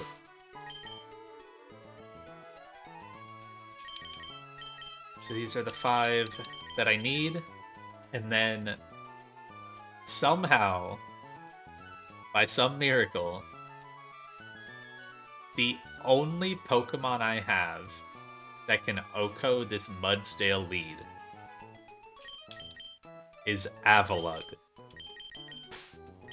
I don't know how, but my goat pulls through again. The only one that could do it that doesn't give me, like, a horrendous bait afterwards.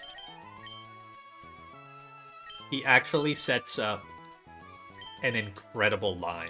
Without the Avalugg, I don't get the chain of Pokemon that I get. Like, no other Pokemon gets them. It's really, really nice. I do need to level him up to exactly 94.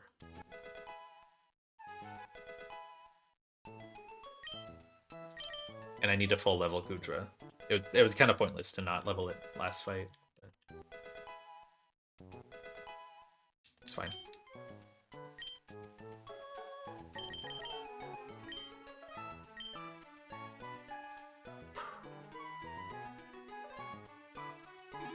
Shifu up.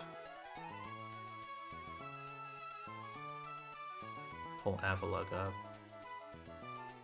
Avalugg, Golly, Galvantula, Gudra, Polt, Shifu. Avalug is now 94. Which is 100 speed. That's the important part. Gudra is now 95.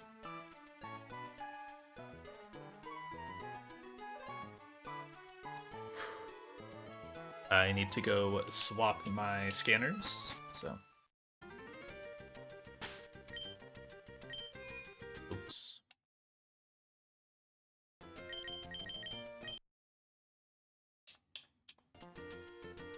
Holy, I'll get there someday.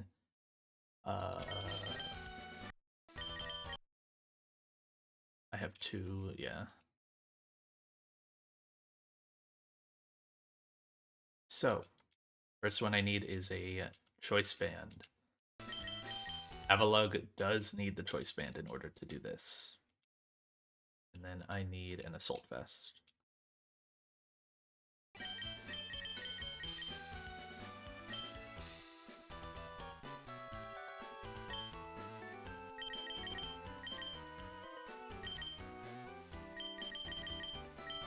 Golly Citrus. Galvantula gets a magnet. Gudra already has AV. Polt gets Life Orb. Shifu, Expert Belt. Expert Belt is literally the perfect item for this. It's actually crazy. Actually, I think Muscle Band could have also done it, but...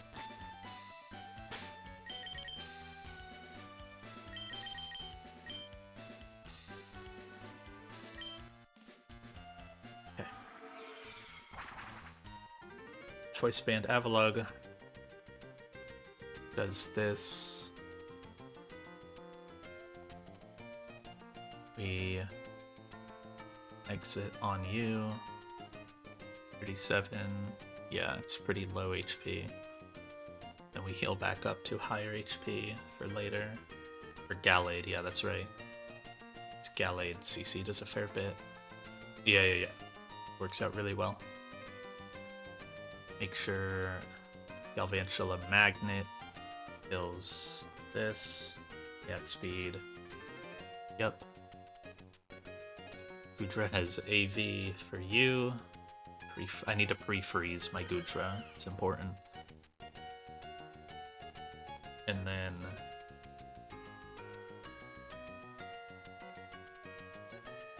Life Orb. I actually don't think I need the Life Orb.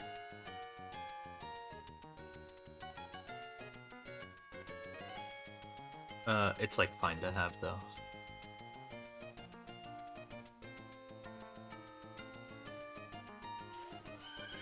Oh wait, no, I do need the Life Orb. I take that back completely. I definitely, yeah, I need Life Orb on Polt. Okay. Yeah. Because it blocks Braviary from coming in. Forces Ferrothorn. Right. And then Shifu gets Expert Belt for this. And that. And it lives... Yeah, it lives all that. Okay. To pre-freeze my Gudra, I can do that in here.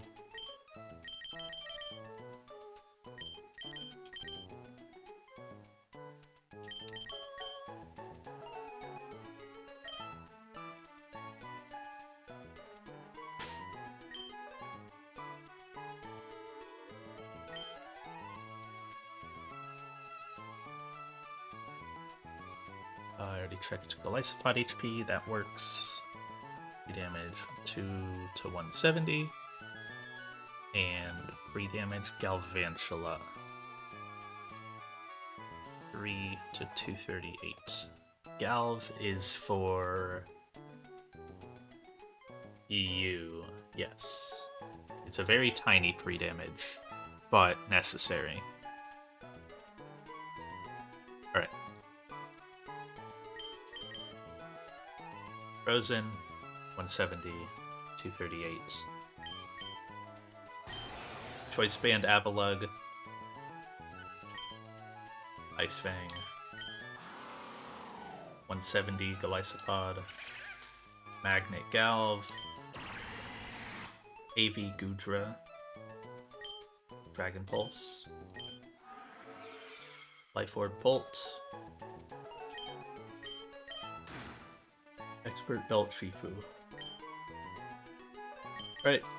I still have to run over there, but... this is gonna be annoying later. I think...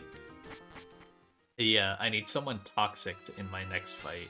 I have to do the puzzle while toxic.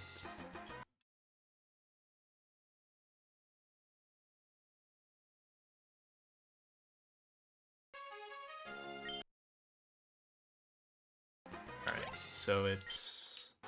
this. I probably need to do... Wait.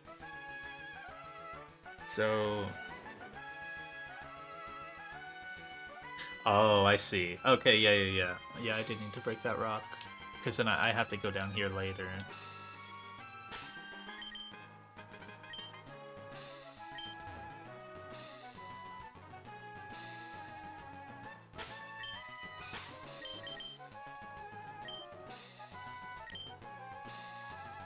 Okay.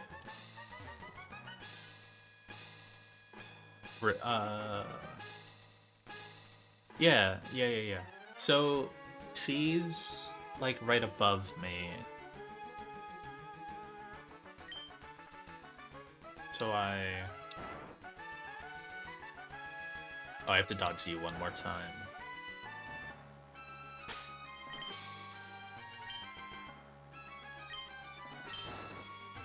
Okay, cool.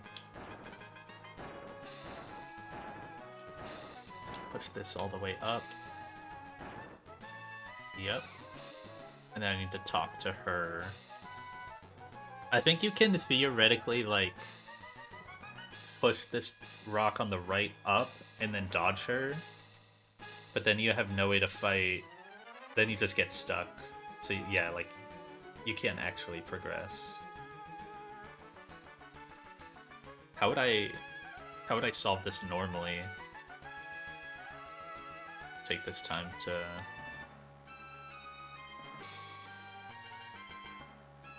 push you up.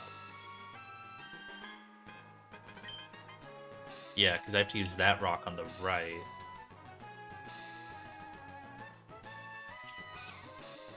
So then I can push... Yeah. So I can push this one like this, and then this rock on the left goes all the way up to that guy and blocks him. Okay, cool. 70 to 38. Frozen, because I'm guaranteed flamethrower. Alright. Really cool line. Maybe not like a crazy line, but I'm really happy with it. It's really neat. It's still pretty simplistic, but the baiting order is cool. We open with a insanely tanky Mudsdale. You basically have to one-shot this guy if you're doing physical attacks, and I mean, he hits really hard anyways, so you basically have to one-shot him. He's got payback, really big heavy slam, because the guy weighs like 700 kilograms or something. He's one of the heaviest Pokemon in the game. It's like, it's a super strong heavy slam, even on heavy guys. My Avalugg takes 75% from it. And yeah, it's quite effective, but my guy is super heavy. But by being level 94 and holding a choice band, this Ice Fang always fast Okos.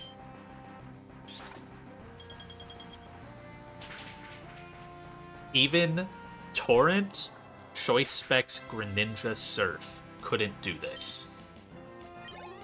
It min rolls 99%.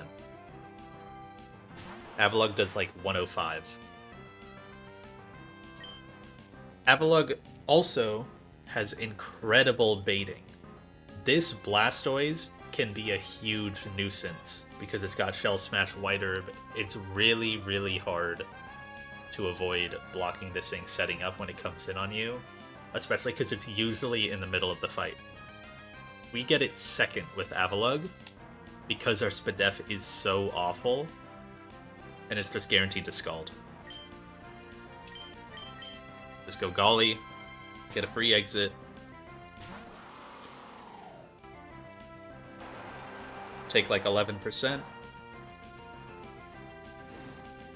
Doesn't care about the burn.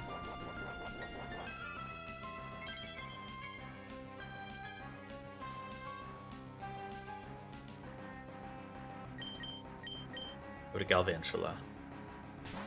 Galvantula with Magnet outspeeds and hits a fully accurate Thunder Oko.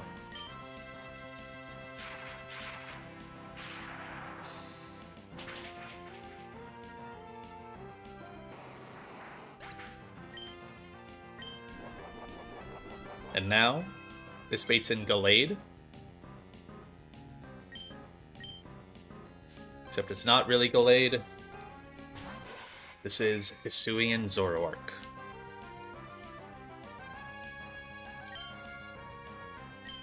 This is always clicking Flamethrower. We go to our special wall, Assault Vest Goodra, who has an absurd amount of Spadef with Assault Vest. It gets up to... I can't even see the stat. I wish I could see it.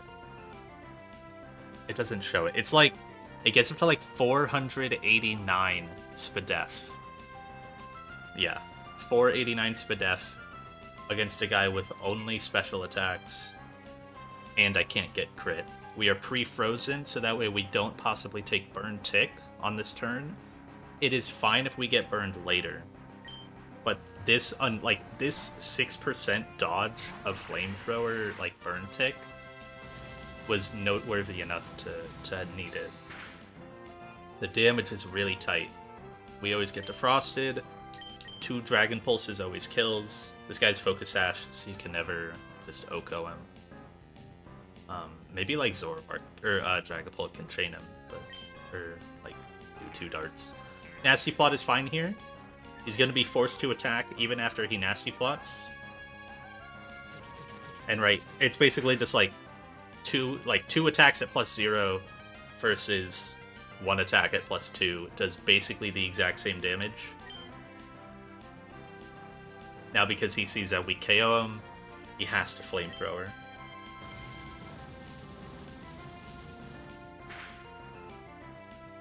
Does a lot, but it's completely fine.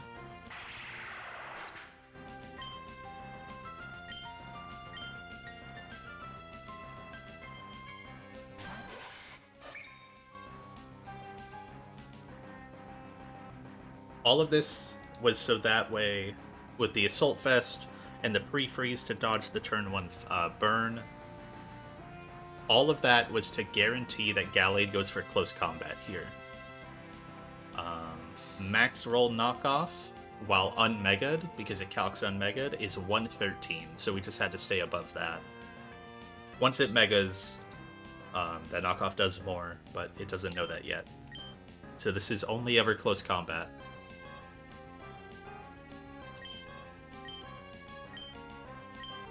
So we just exit with Golly, get the defense drops. This does a fair bit of damage. This will always exit us though. Take 76 min.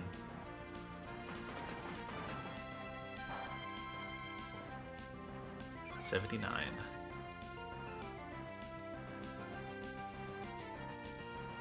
Obviously, I could have just gone straight to Dragapult there, but I needed the drop.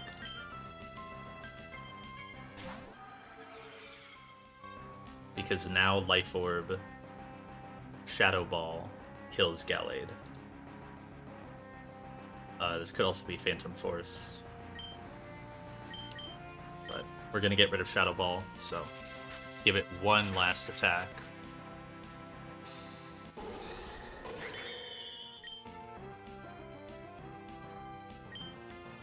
Because we're holding Life Orb, even though Braviary sees slow kill on us, we have fast kill on it with Phantom Force. So he has to go to the only other Pokemon, which is Ferrothorn. Ferrothorn usually can be extremely annoying if you get it early in the fight. Late in the fight, this guy does not matter at all. He's just going to set hazards and throw out gyro balls and power whips. He's really, really likely to hazards this turn. It's fine if we get attacked. But obviously, if the hazards don't matter, this is the final Pokemon I'm putting on the field. So. We Expert Belt Close Combat to get the kill on Pharaoh. We need a tiny, tiny damage boost. Nice crit. And now it's just Braviary last, who we kill with Wicked Blow.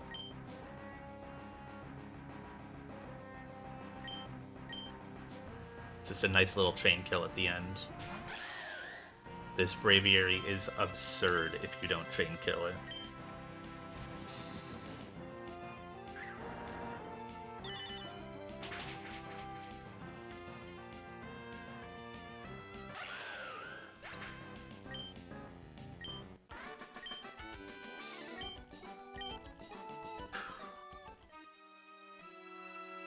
Very nice. So can I walk up and see you're on the right? Yeah. Alright, cool. Well, I obviously want to get out of here, but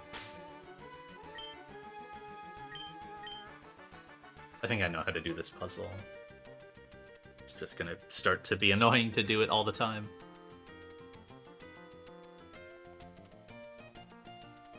So that was a Awesome Sauce Avalug kill, tying it with Torkoal. Then a Galvantula, Frag, Goodra.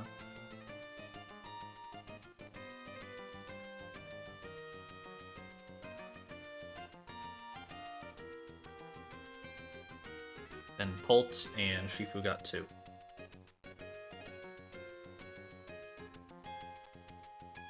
Shifu is up to 50. Did not take long at all. Already in the top 8.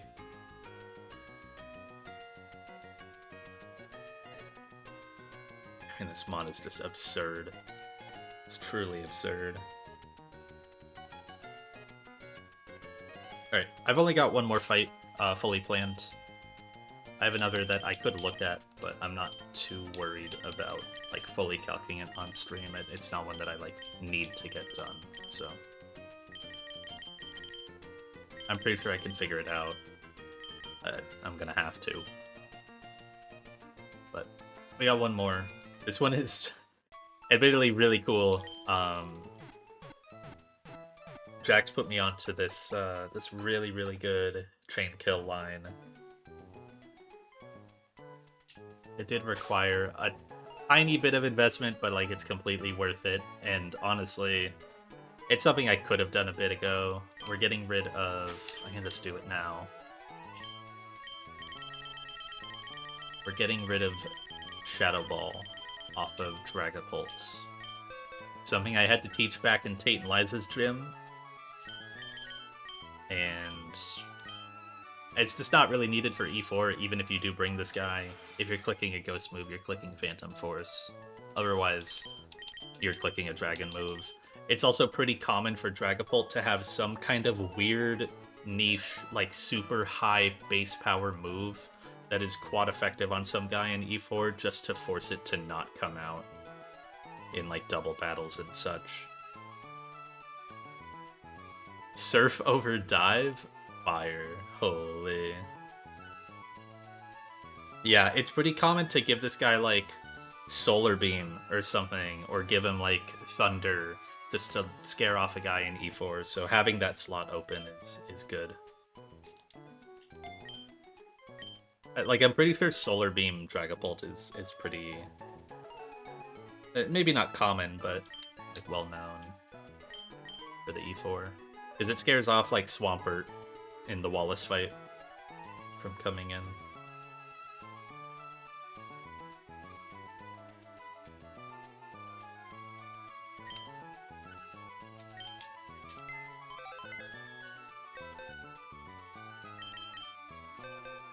Okay. Togue goes to slot 1. Sadly, I'm not using Avalug here.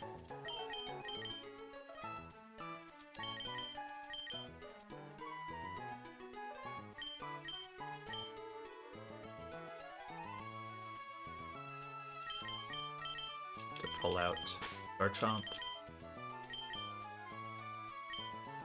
And a guy that actually has not made it into Victory Road yet, Corviknight.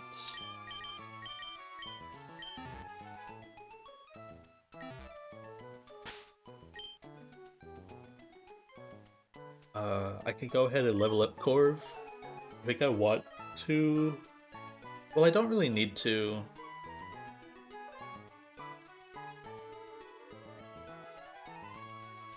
Is there any reason to level up Corviknight here? He kind of just, like, sits there and takes 18%.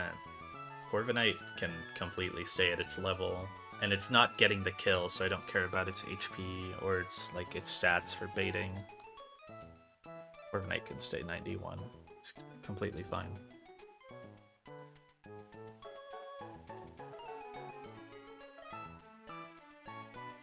Togue.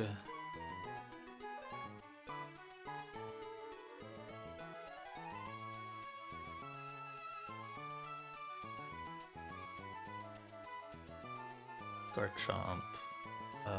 Where are you, Garchomp?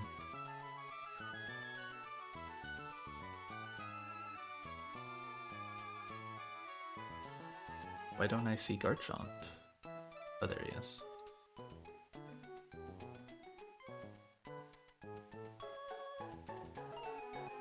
Okay. Everyone else is 95 already. It's just Corviknight and Togue. So Dragapult already has Fly. Export that. Make sure to export all of these. I've got a couple other moves I need to teach. I don't know. So I have this. I need to teach Rock Smash to Corviknight. Golly, Rock Smash, yo.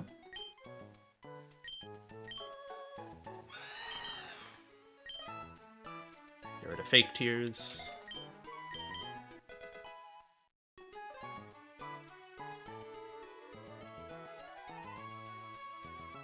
Export that. And let's see. I don't know if I have an Aerial Ace TM. I don't. Okay, I gotta go buy one. I'll probably buy a couple. I also need to swap my scanners, I think. Yeah. Get that for now. I need Double Choice Scarf.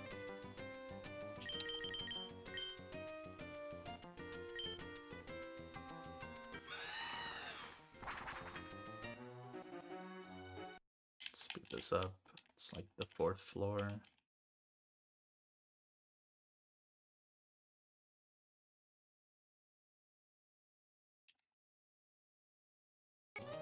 These are the speed controls. Yeah, okay. I mean, I should make sure I have one of all of these. Like 2 of you, because I'm gonna...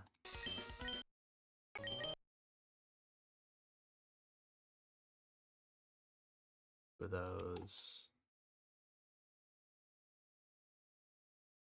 Buy some Rock Tombs. It's a notable one.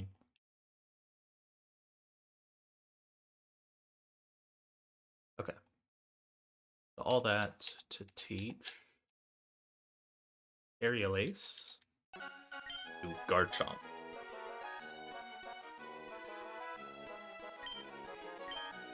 I didn't even know that this guy got Aerial Ace until you started talking about this line, Jax. I don't know that I would have ever checked this.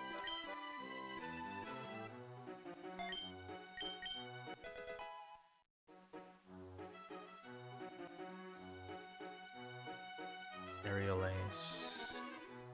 Export that.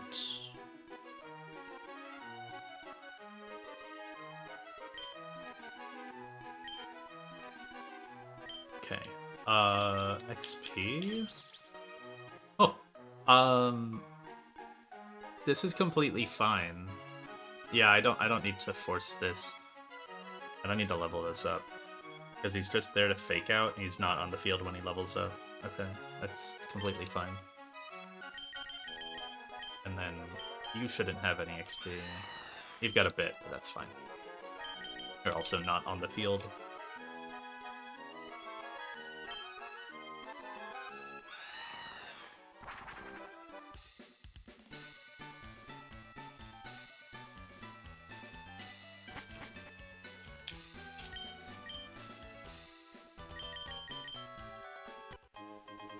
Choice Scarf, and then I need another.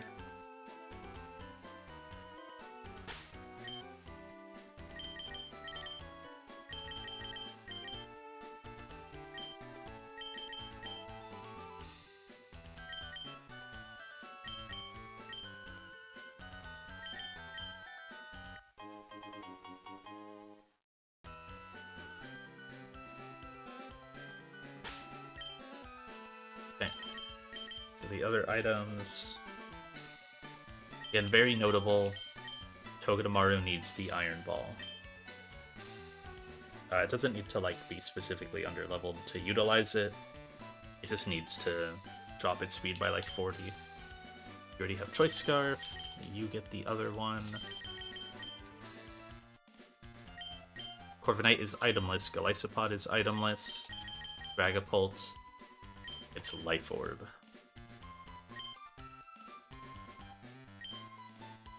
Yeah, I've got to do this. I've got to do the Gauntlet. Oh, that's annoying. I've got to, not Gauntlet. I've got to do that puzzle while toxic.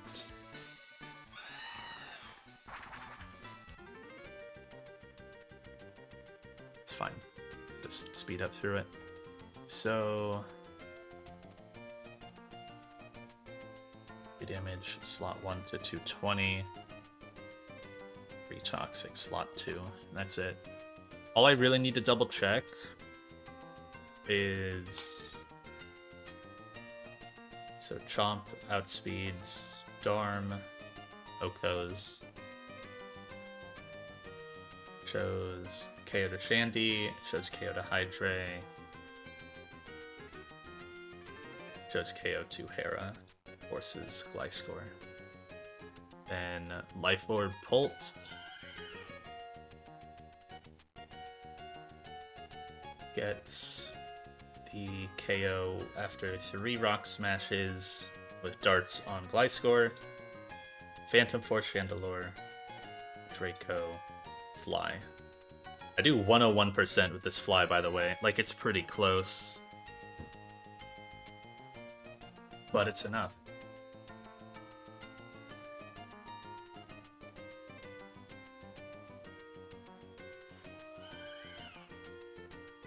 And the only damage Pult takes is rocks plus 4 Life Orb ticks. It's completely fine. It'll end under half, but that's alright. Okay. Save out here.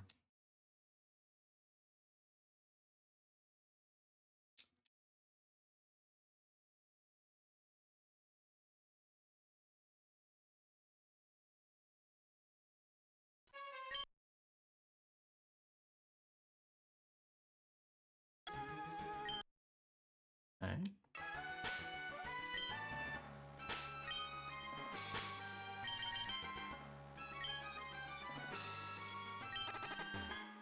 Oh, I tried to turn frame. Oops.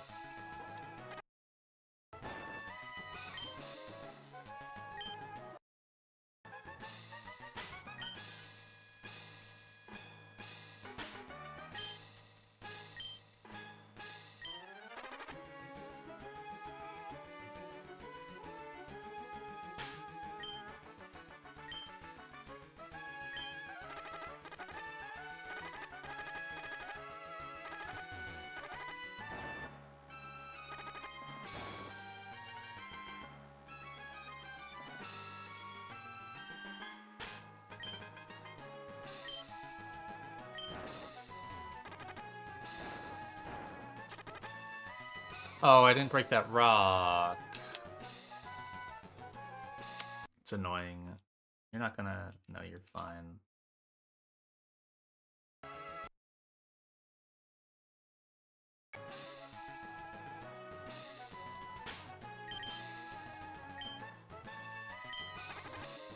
I'm trying to turn frame, but I think it's like... I think it's getting owned by the toxic tick in the overworld.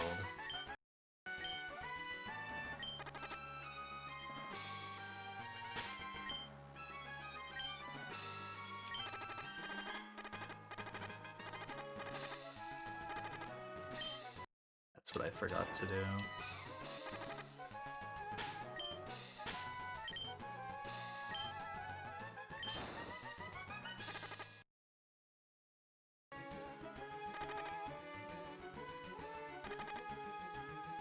So it's like push you up, break that,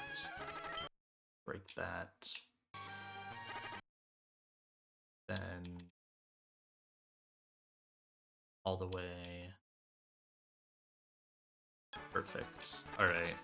I don't know when toxic ticks on you, honestly. Like, I don't need, like, HP precision, so this is fine.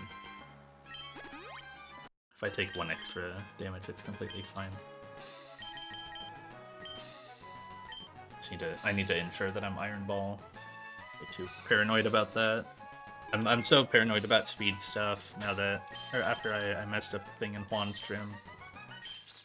Iron Ball, Scarf. I outspeed you, right? Should.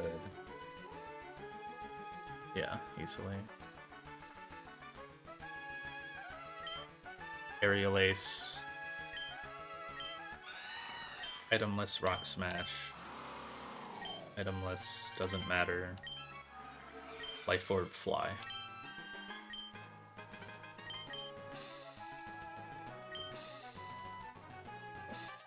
Okay. No Toxic Tick.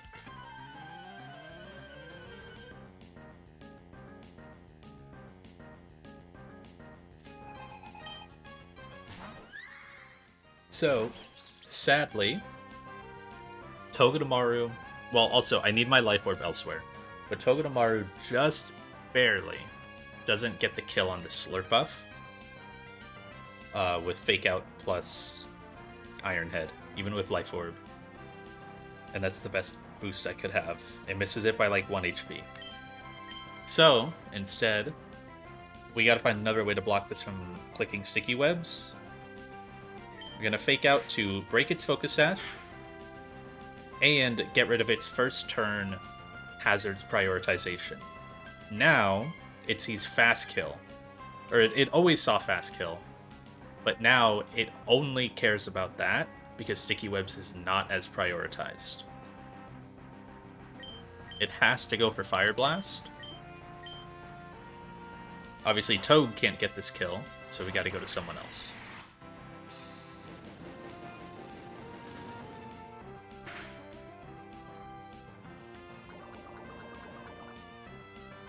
And it works out just perfectly that Togedemaru Fake Out plus Goodra Choice Scarf Heavy Slam KOs. It does like 288 off mins, and this guy's 287 HP.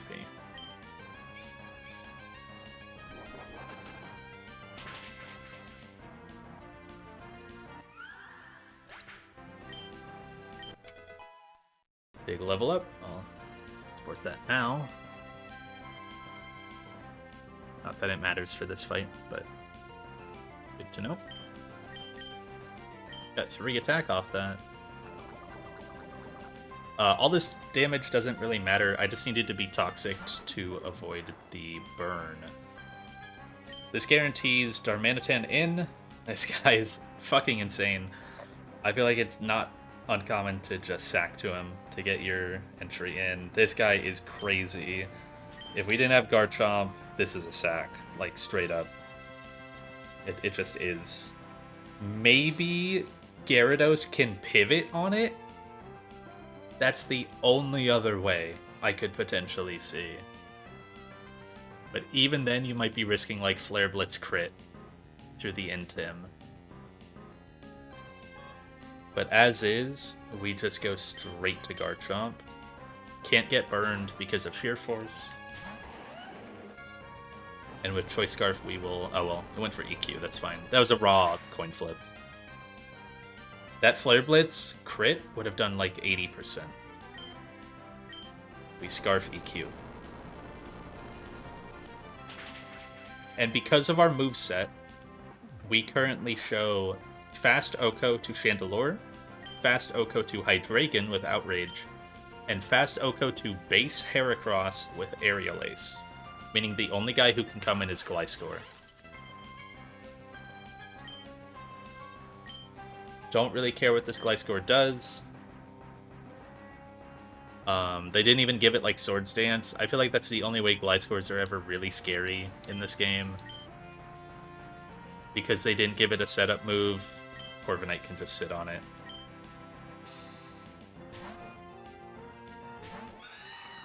Give it Stealth Rocks instead, and like mid-fight Stealth Rocks is just so troll. We don't even care about these rocks. We have plenty of opportunity to get rid of them, but there's no point to doing so. All I need to do is count my Rock Smash PP. We gotta get this guy to -3 defense. I'll probably heal after one more Facade, just because.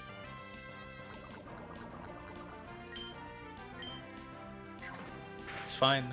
We are itemless.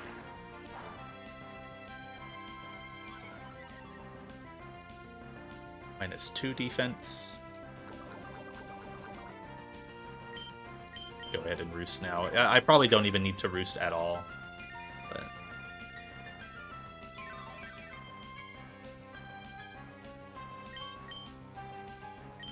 one more Rock Smash.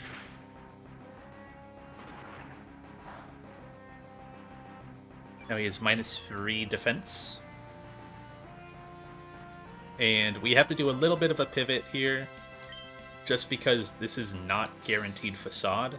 This can be knockoff. So we just use Golisopod to ensure.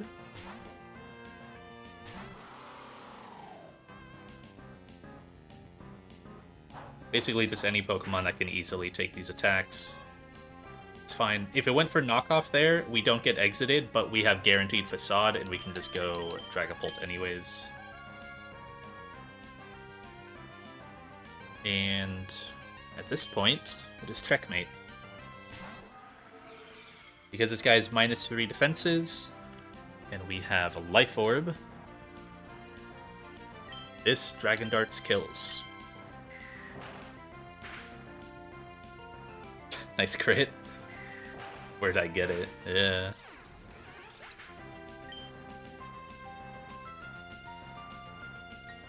And now we just have Fast Oko on everyone in the back.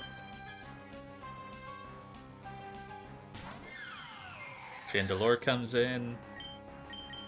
Gets Phantom Force.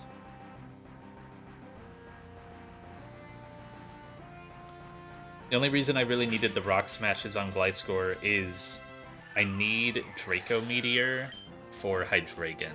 Dragon Darts will not get that kill, so I couldn't Draco Gliscor. Dragon Darts here is 97%. So we got a Draco. And finally, for the first time, getting impact out of Dragapult's ability, not having Clear Body has been so annoying all run. But Infiltrator blocks this Heracross from clicking sub, so I can just fly.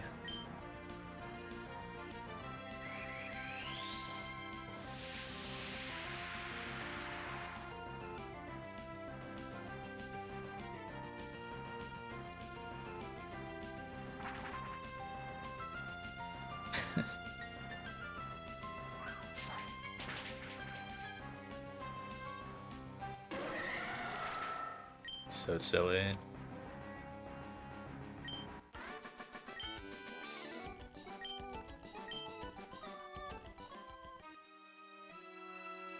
Very nice.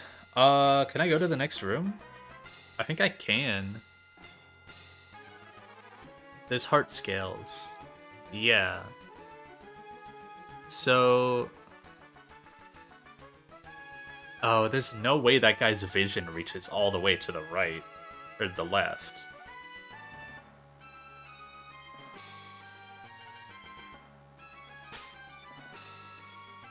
I'm just gonna say, if I hit this trainer, I'm reloading. I'm pretty sure his vision shouldn't stretch that far, because I think that's beyond the camera. You can just walk down.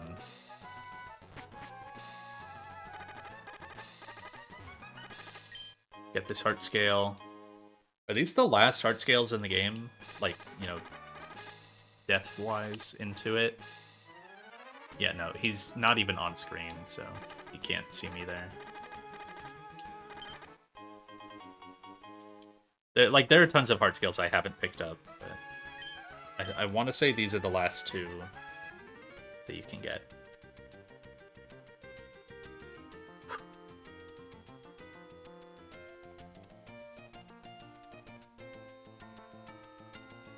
So that was a Gudra kill, a Garchomp kill, a super important Garchomp kill, and Bolt is going to get a big bump here. Gets 4. Immediately jumps up to 38. Colt is almost in the top 10. If it gets 2 more kills before Donphan gets any, it's in the top 10.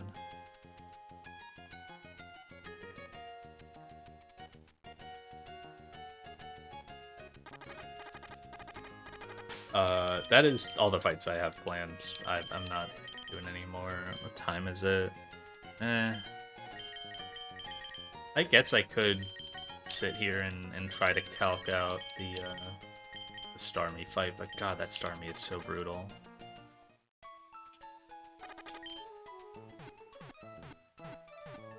Actually, the Starmie part of the line I have, it's the, I think the Salamence after. Or no, just the baiting after in general is pretty rough. Mid-fight.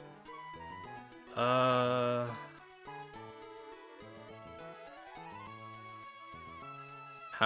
so?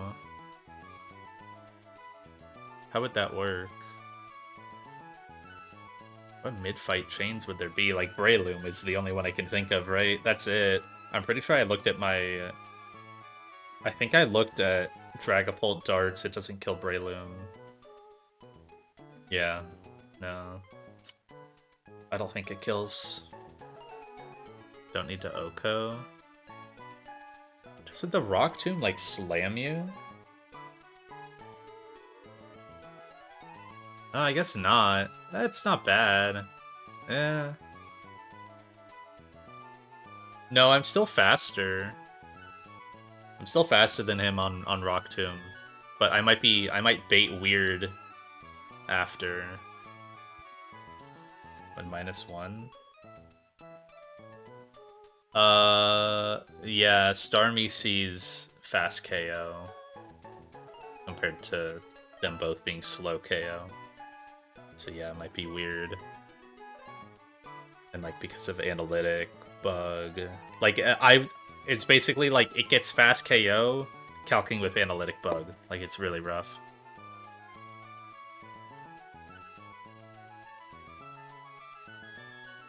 But also it's random.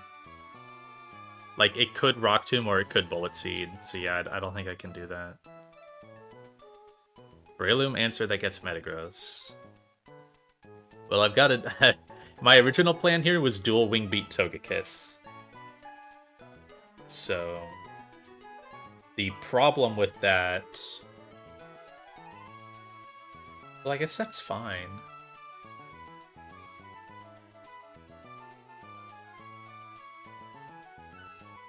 I might need, like, Lefty's Toge. Originally, I had this being Choice Scarf Togekiss, so that way it outsped Ment and only undersped Starmie to get it in for the Meteor Beam. But I think with Leftovers, I can... So like, the original idea was Urshifu beats Snorlax, gets Breloom.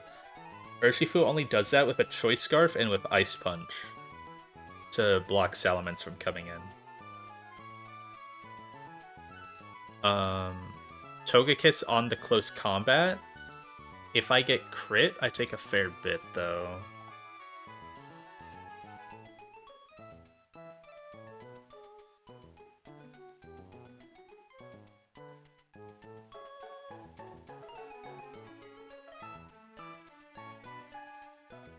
I take 28%.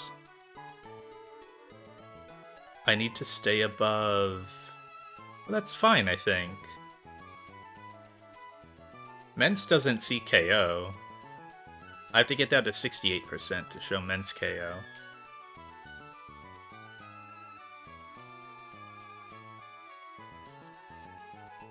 Oh, wait, no, but, I'm just gonna get Starmie anyways, because I outspeed Metagross. Yeah. I get Starmie because of Analytic Bug. I don't know if I can heal above Meteor Beam range. How much did I say I take? 28. On switch in, I heal 12 with lefties. Or I Shell Bell.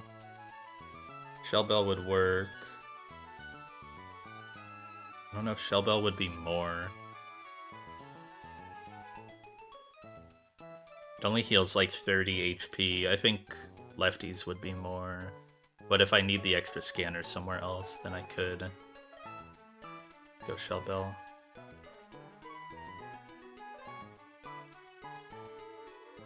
I take 16%, so I'm at 86. I think I still get owned. Oh no, I stay up that. Okay, so lefties gets me above Meteor Beam range, even with Analytic Bug.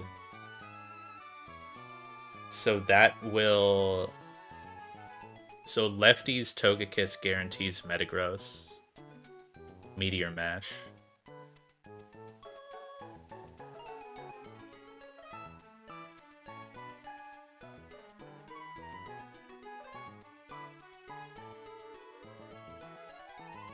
So I get Metagross third. I should mute this. There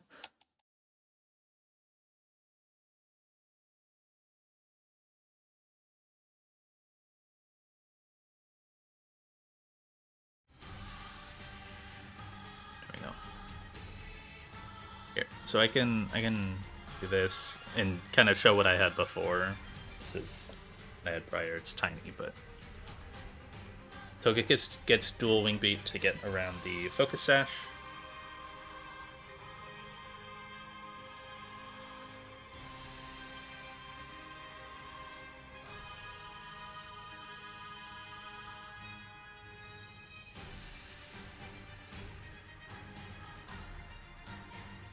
Lead Luna versus Snorlax and just double edge Oko. That's absurd.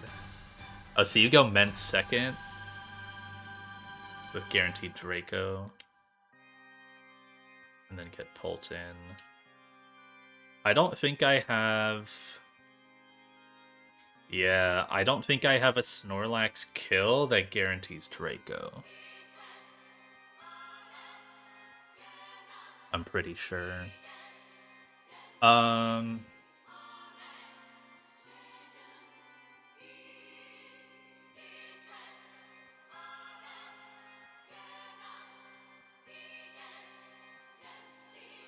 So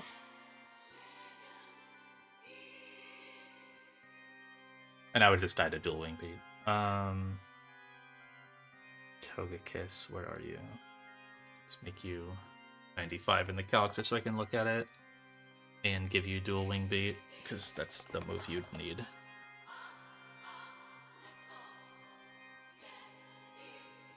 Zone and then Golly Eject on Ground Fire.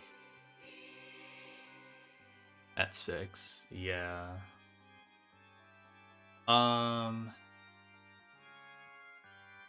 Do I ever have anyone else who can beat Snorlax?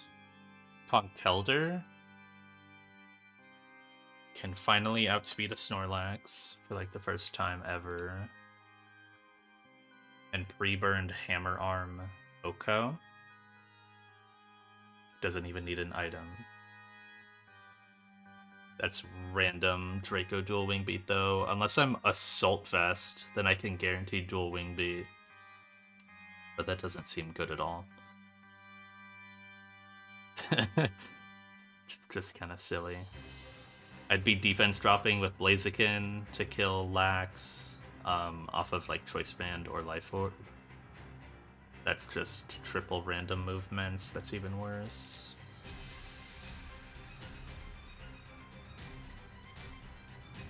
Those are really the only guys that can kill this Lax. Snowcloak Ninetales. I think that's just its like its alternate ability, and like they couldn't give it Snow Warning because it's a sun fight, so they just had to give it the other one. It's a little silly. Because yeah, it would be. I mean, you can't really give it Hail because if you just somehow bait it in second, then it makes all the other Pokemon way weaker.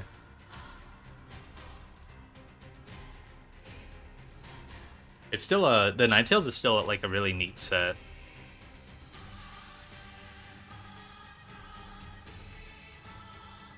Only use vanilla abilities. Telepathy Noivern. There's some weird ones. Some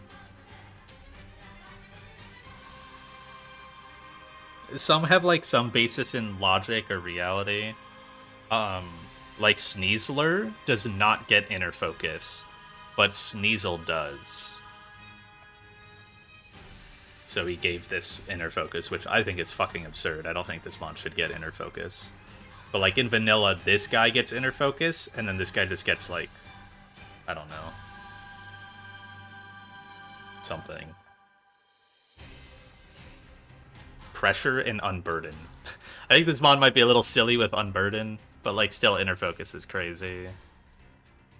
It's like he straight up could have just given this pressure. And then have the hidden ability ones that you have to fight have Poison Touch, and that would be completely fine.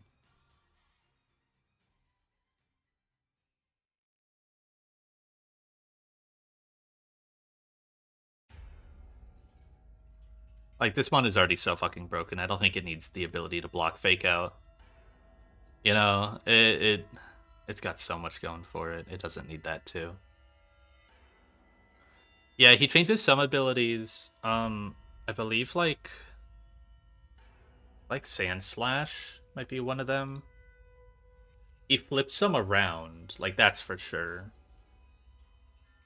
Sand Slash Alola normally is Snowcloak normal and then Slush Rush hidden, but in this game they're flipped. That way you don't get access to, you know, the cringe evasion ability, and you get access to a speed boosting ability. On trainer mons? Oh yeah, some have random fucking abilities, yeah. I'm pretty sure. Can't think of a specific, but I feel like Passimian? Receiver and Defiant? No, that seems correct. I thought it was Receiver and something else.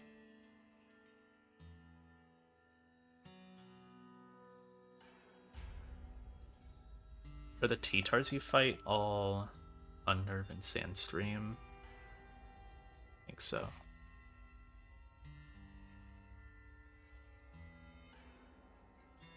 I mean, all the Togekisses you fight are Super Luck or Serene Grace. It's just like this.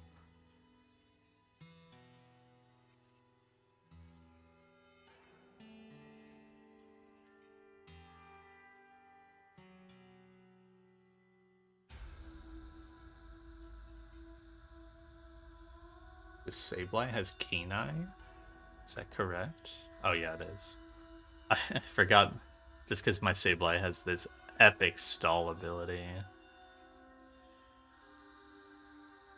But it actually does have that, yeah, and it's got Prankster.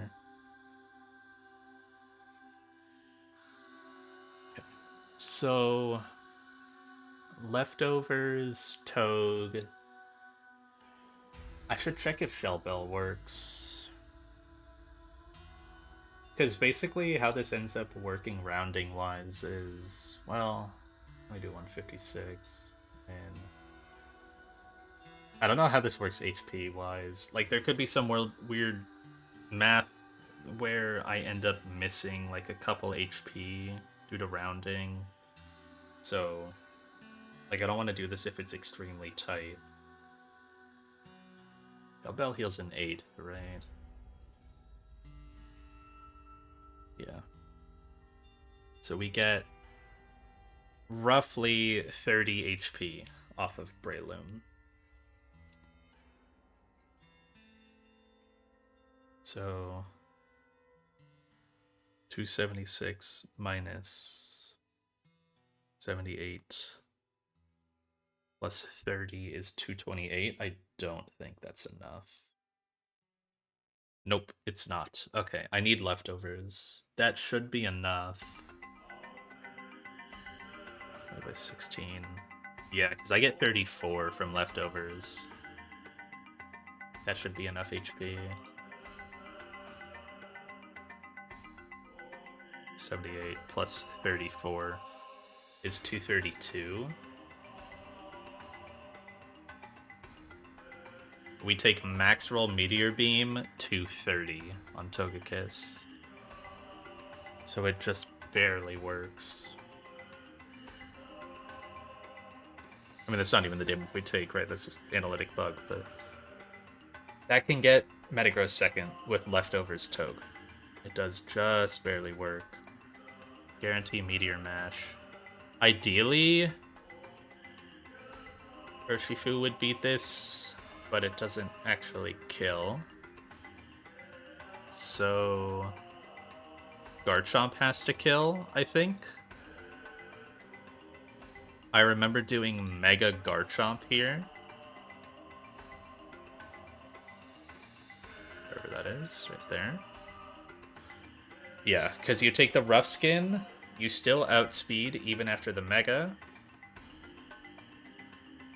The only thing is, you take a lot of damage from this, so you take enough for Draco Meteor Salamence. It's weird because you take the damage as base and then Mega for the different defenses. So you can go down to 33%. That can bait Earthquake Ments. I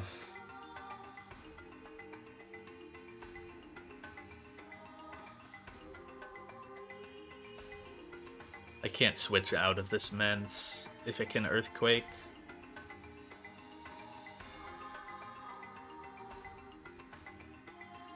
Yeah, that's level 95. Oh, you should have Aerial Ace. I didn't edit that in your set.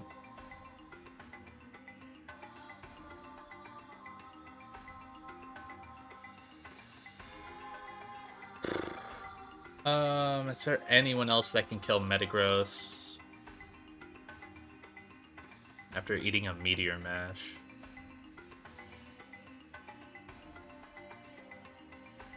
Blaziken ever do it? I mean, surely not.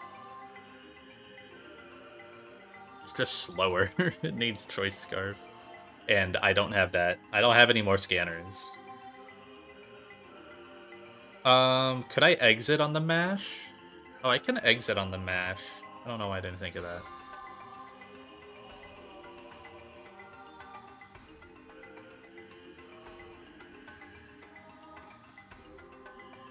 Exit on Meteor Mash pretty easily. And then get Garchomp in. I guess the one thing is then, though, you don't get the Rough Skin chip. You can't get this Earthquake to Oko. Yeah. Nothing Okos this without chip.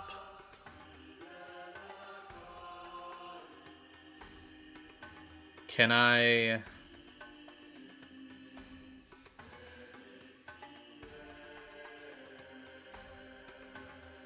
remove Golisopod Eat Meteor Mash with Togedemaru. Bait Body Press. And I can also Fake Out and Spiky Shield, so I can do like a ton of chip. Right, that's basically 28% that Toge does to Metagross. I guarantee Body Press after the Meteor Mash. Oh, but I could get an attack raise. So it could be a +1. Wait, but the mash doesn't affect Body Press damage. The attack raise. Oh, that's perfect. I don't even care about the attack raise, because I bait Body Press after.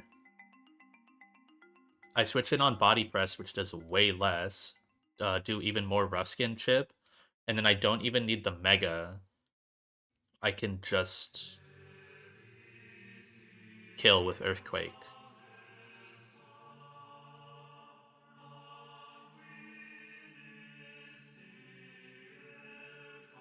And then I'm at like 60%. So that's guaranteed Draco Meteor from Salamence. Oh, I don't know if... So... I still have to deal with the Starmie. I still have to deal with Starmie and Sableye. I know that Garchomp can beat beat Sableye. I can Mega... And if I bait S-Toss on entry... that's pretty hard to do, though, eh? It's hard to bait this into S-Toss. Maybe it's doable, though. Maybe I can bait it into Hex. If Dragapult is on field, I can be, like, pre-statused Dragapult?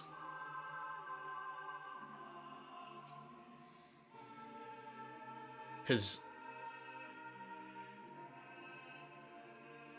the goal is basically... Holy shit, wait. Oh, no, you need to exit this on EQ. I don't have the slots for that. Unless... No, Toad cannot eat this Draco Meteor. I guess, though, guaranteed Draco, I can go Toad. Right, so let's assume I Mega. I lost where Mega Chomp is again. There he is.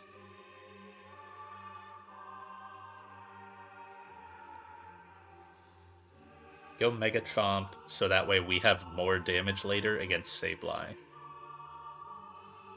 And Bulk, or Bulk. We guarantee Draco Meteor out of Salamence and get Intimed. Go Togekiss on the Draco Meteor, and that guarantees dual Wing Beat for just highest damage. I can go Togedemaru on the dual Wing Beat. Toge can be like Citrus Berry for all this damage it's taking. Salamence does 10% to itself from Life Orb and 25% to itself from dual Wing Beat, and then I fake it out for another 11%. So that is 46% damage that Togedemaru does to Mence, and then basically anyone else can kill it. I am baiting Earthquake Fire Fang.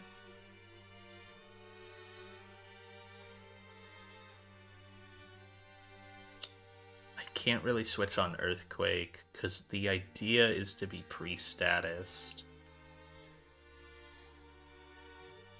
I don't even need all that Toge chip, I just need to guarantee a move that Bolt can switch in on. Or that I can Golly exit too. I guess what I don't know is... So... I think this works.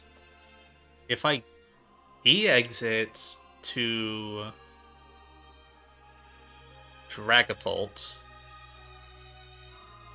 off of the Earthquake or Fire Fang, these are all roughly the same damage, and this is my only exit. I get Dragapult in for free. It can be pre-Tox for Sableye baiting later. I go Life Orb because I'm already out of scanners. Kill this with one dart. Just one. Kill Starmie with Phantom Force. There isn't some crazy shit where Meteor Beam can kill during Phantom Force, right? None of these are like surely not. Because I'm also with Life Orb, I show KO to base Sableye with Draco Meteor.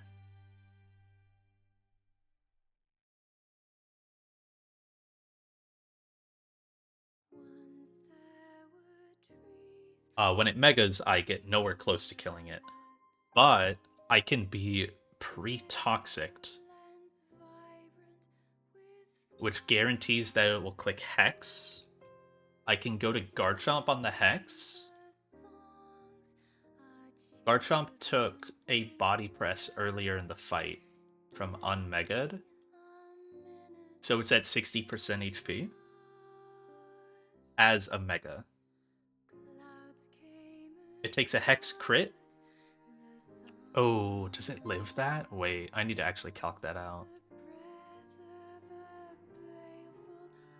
Oh, that's really close. I could also go back to Shifu on Hex. No, I can't, because if I get Will-O-Wisped, I'd have to be pre-tox, and I can't. Can I be pre-tox? Maybe. All it does is bait Breloom after a close combat. Oh, maybe not. Maybe I get Mach Punch, and I can't take Mach Punch. No, it's fine. Because I only take the 6%. So he's at 94%. Switches in to this admittedly boosted Hex. Wow, that does a lot of damage. Never mind. Holy shit. That does so much.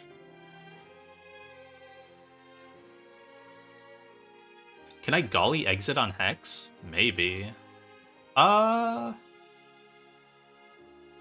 could be pre-status Golisopod, so that way the Hex does more?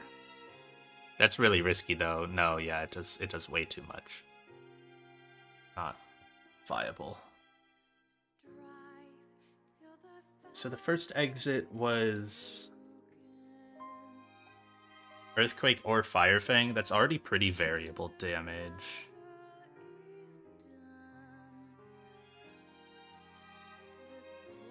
Like, that's anywhere from 16% to 38%. That doesn't work if I'm trying to exit on Hex. So, does this work? Body Press crit.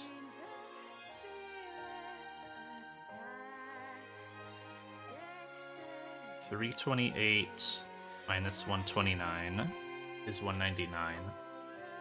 I switch into Hex crit as Mega. So minus 103 puts me at 96. Oh, I die by 1 HP. Oh, Seismic Toss does 97. I mean, I die by 2 HP. I'm at 96, but, like, man, it's right there. 2 HP off. I'm literally max special I'm max bulk, though. All I could do is HP scale to get the little bit of HP. Maybe I can guarantee S-Toss? That seems kind of hard, though. I feel like everyone just takes more from Hex.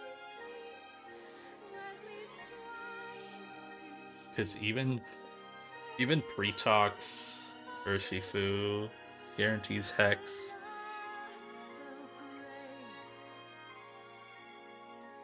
The idea here is that Garchomp is just so strong.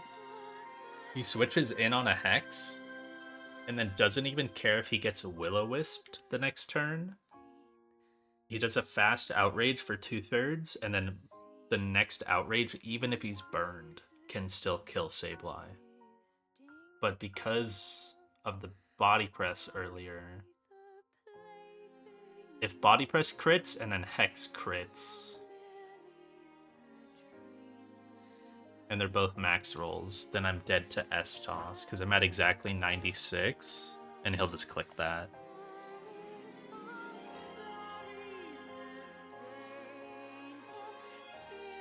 Sees that it always kills.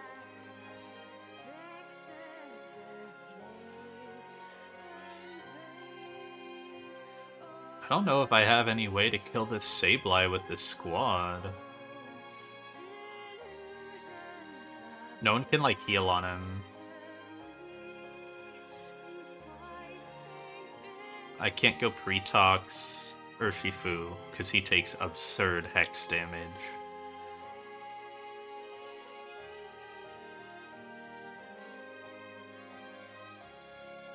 I'm out of scanners.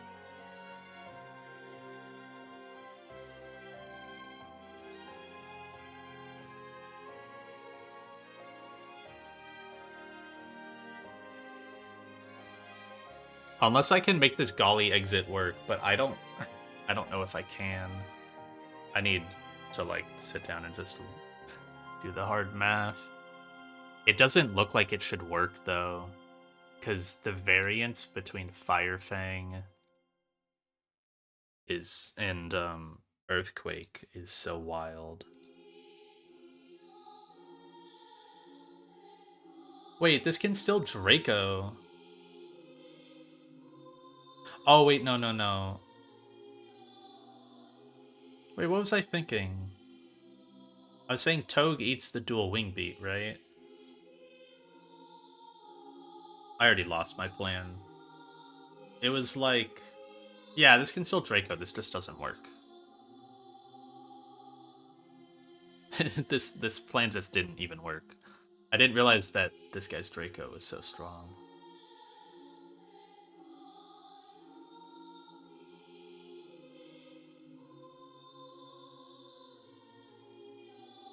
I don't know if I can get Togedemaru to not bait Draco here. Probably not. It's taking 2 attacks. It takes 36 from Meteor Mash.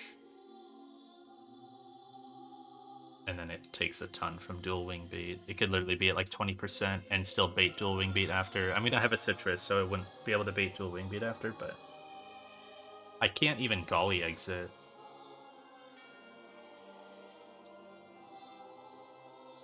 Do I just use Magnezone instead because it's bulkier? Maybe. Maybe Goodra? Can Goodra or Magnezone do what Toge does here?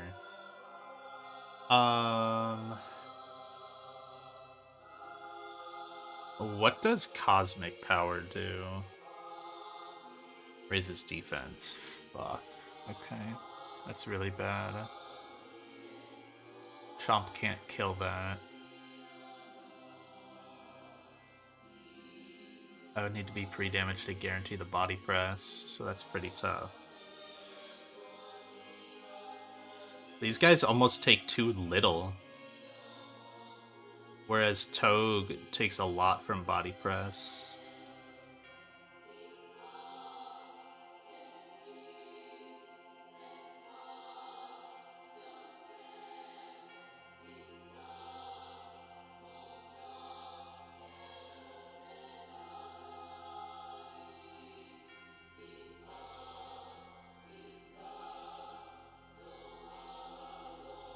What do these guys take from Salamence, though? So, Goodra can't get crit, which is really valuable. Goodra heavily incentivizes Metagross to click Cosmic Power. Unless I somehow show it kill. By going to 58%. Going to 58% is really bad, though. Because then we gotta deal with Ments after.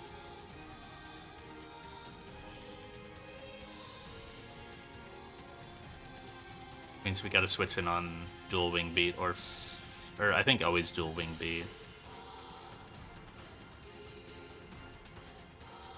So I have to get hit down to 58% by Meteor Mash Mineral, so I can get hit to like 54% off high roll on that. That doesn't bait mash off attack raise.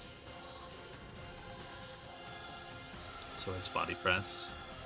So 54%, eat dual wing beat down to 21%. But can I guarantee the pinch berry? Because that could guarantee EQ. And then I golly exit on the EQ. EQ into Hex is much more... It's much, like, more workable. So Gudra here.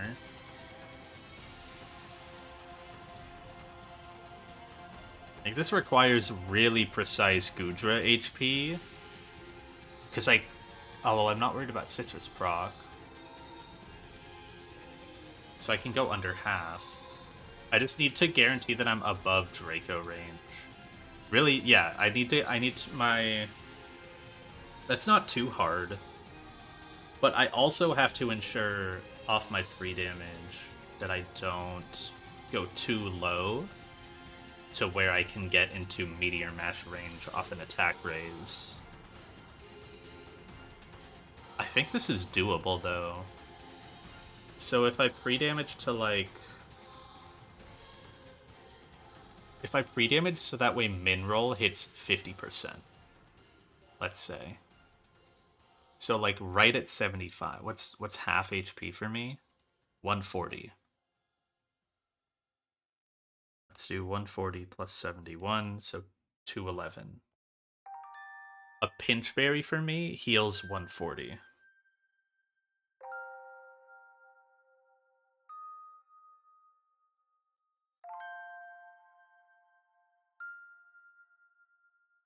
So 211, we take max roll Meteor Mash, which is 84. He gets the attack raise. We're 2 HP above it being able to click Meteor Mash. We're at 127. It's guaranteed body press. Pivot out on body press to Garchomp. Garchomp beats Metagross, gets Salamence for only Draco Meteor. Togekiss on Draco Meteor guarantees dual wing beat. Gudra comes in on dual wing beat at 127. Takes max roll from both, which is double 47s. So minus 47, minus 47. What is my pinch range? I didn't think about that. By 4. 70 HP.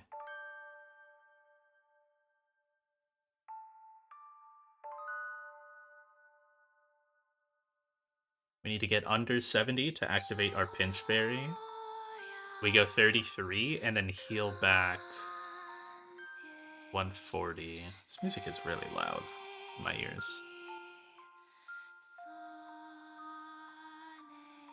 We go back up to 173, which is above Draco Meteor range. I just need to ensure that on the min rolls, I get into pinch range. So that would be 211 minus 71, 140, and then min roll dual wing beat. 39 minus 9. Okay, this works. This works perfectly. Because then I go 62, back up to 140, or back up to 202. And that guarantees EQ. Perfect. And he takes the life orb tick.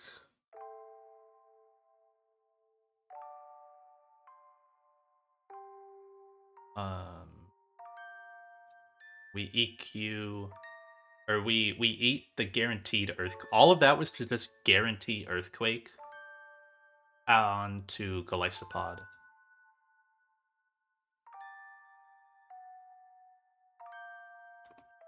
So 211 Gudra Pinchberry. Then Golisopod stuff. So Golly gets.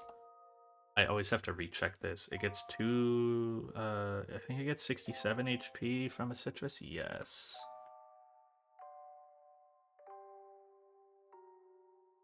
Its exit range is 133.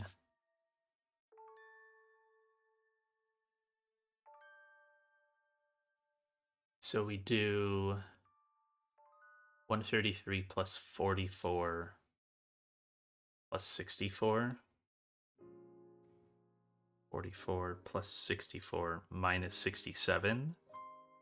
So let's see if 174 HP works as our exit range.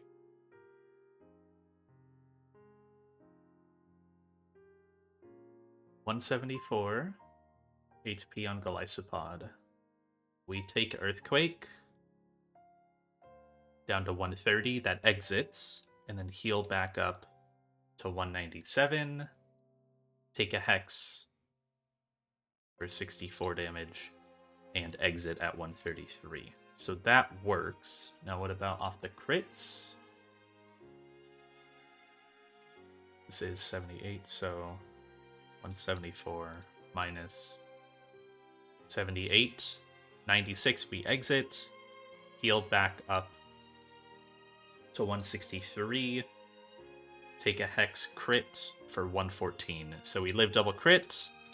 We always get exits. Okay, this works. 174 Golly Citrus.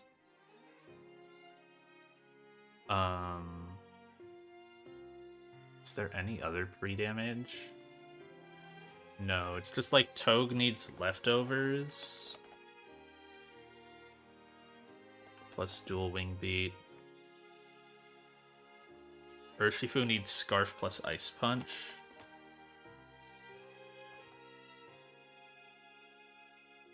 So that way it gets Breloom. So this lets Garchomp. Yeah, this lets Garchomp get in on Sableye without taking damage. So then I don't die to Hex crit. I don't die to Body Press crit into Hex crit into S-Toss. And I can safely just fire off an Outrage to end the fight. What else was in here? It was like Mega Chomp and Life Orb Bolt. Yeah. Alright. I think I have the fight. I need to rewrite it, but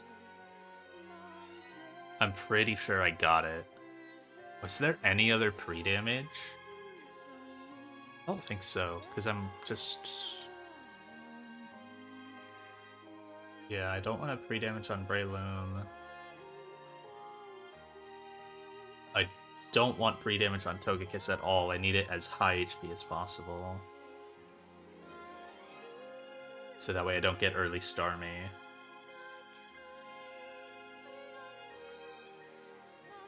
And I don't get early Salamence, yeah.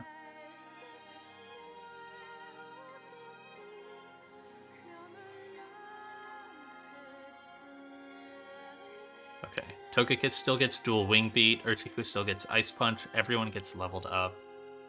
There's no other move changes? No. So it's Urshifu, Togekiss. Sadly, I have to... So my original cook of this had no... Or had a Milotic for the first time. But that thing will stay a Feebas. And if it wasn't coming here, it's probably staying to Feebas till death. I'm being completely honest. Leftovers Togekiss. I think Assault Vest would have also just worked, now that I'm thinking about it. Assault Vest would have just worked. Oh, that would have been so much simpler. What the fuck? Why did I go through all that math? I could have just given Togekiss a +1. Spadaf. Oh, that's easy. It's so much easier. Just give her Assault Vest. God, I'm stupid. Yeah, I'll do Assault Vest. That's simpler.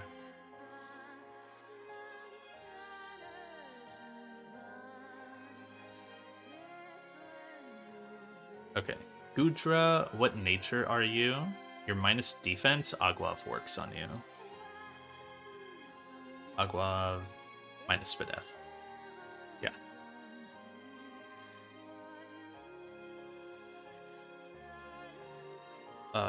Garchomp gets his Mega Stone. No more Enamorous Choice Scarf. This was also going to be the Enamorous debut. And I don't know when I'm going to use that Mon. I mean, I'm using Togekiss over it, right? That's not a good look.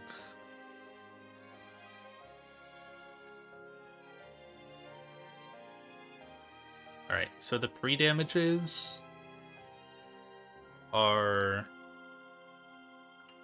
Gudra to 211 HP and Golisopod to 174 HP. That's it. Nope. Oh no, Polt wants to be toxic. I take that back. I didn't even really think about Dragapult, so I kind of figured he would just be fine.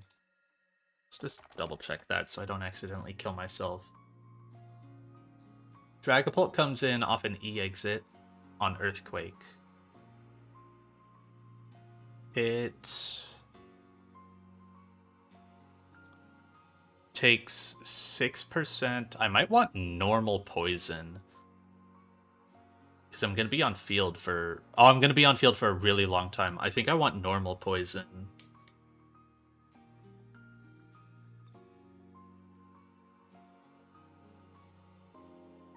Comes in on the exit turn, that's 12%. Life Orb darts, 22%, 34%. Then it's Phantom Force, so that's 24, so 58, 68%. Okay, he lives.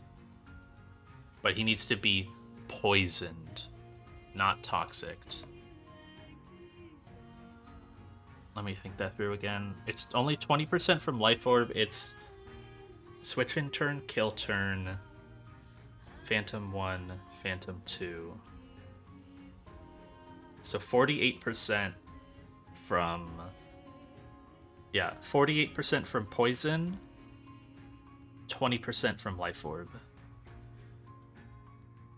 Do I even need Life Orb? I think I do for the Phantom Force kill.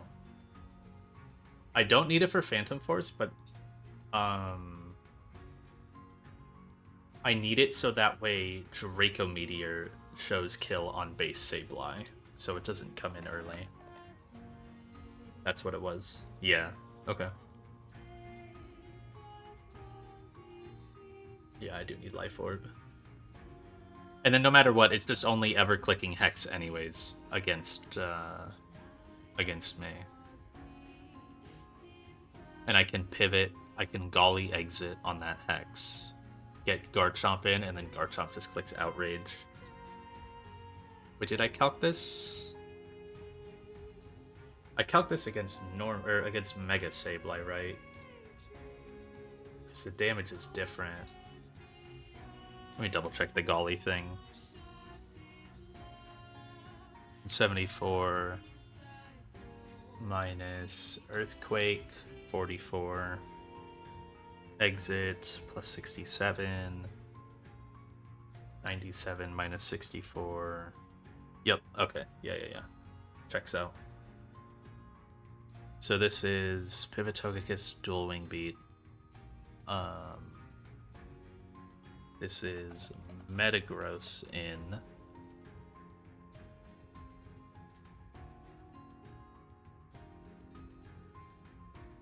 Pivot Goodra, Pivot Garchomp, Mega, and Earthquake. Salamence comes in. Pivot Togekiss. Pivot Goodra.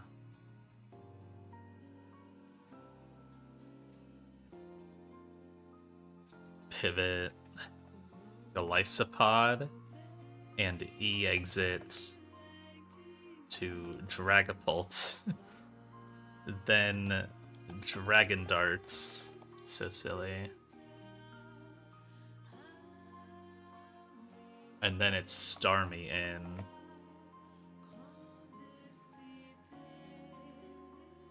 And Starmie gets Phantom Forced. And then this is Pivot Golisopod. E-exit to Garchomp. And Outrage. Alright. Fight is ready. So let's run it. I gotta build the team in-game, but we got there eventually. I just needed to realize that Toge was, like, not great. Togedemaru. Togekiss is good. And that Goodra is God.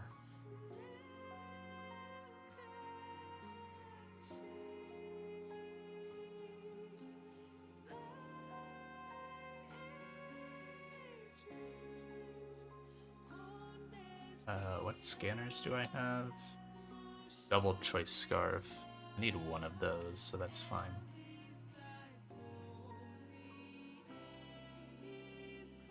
So I need to go fly around. And we are committing a TM here. It's one I am completely fine committing, though. I looked through the list of, like, everyone that gets this item, and basically no one that I actually, like... There's no other Pokemon that I could even really teach it to, so... It's completely fine. You get Ice Punch.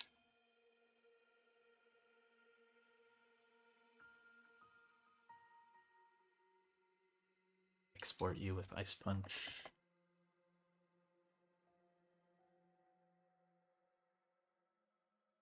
And then...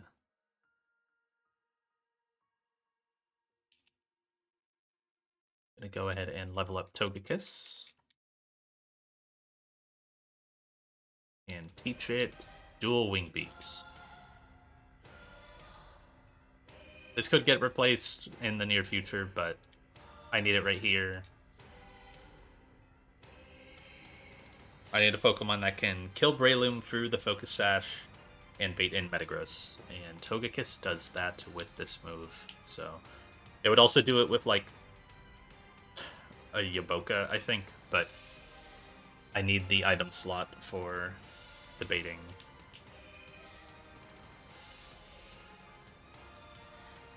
So I guess that's the Dual Wing Beat TM gone.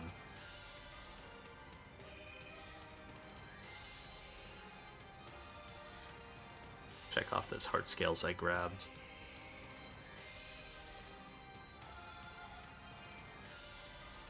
Okay. And now I just need the Assault Vest.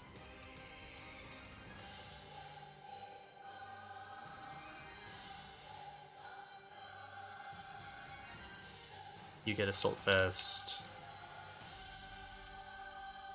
Goodra gets an Aguav Berry. Garchomp gets his Mega Stone. Golly Citrus. And Dragapult gets a Life Orb.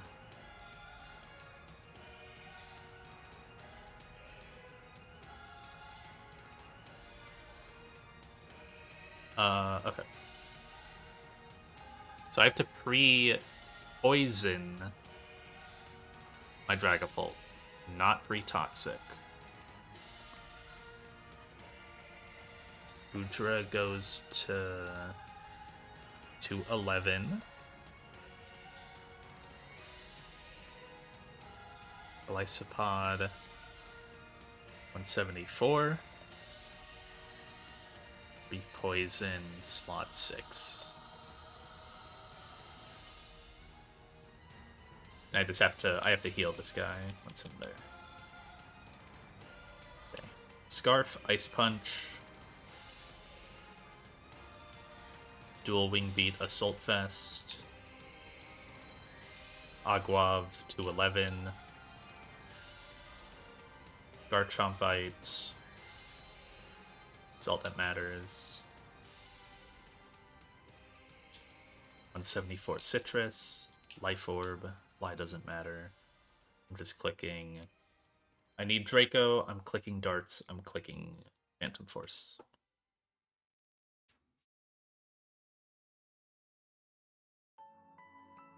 Yeah. Okay. I still have to solve the puzzle, but let's do one more fight before ending. It'll leave me with like 4 fights or something to cook to close out Victory Road. And then theoretically any roundup fights. I heavily anticipate turn. Hello? Okay, Jesus.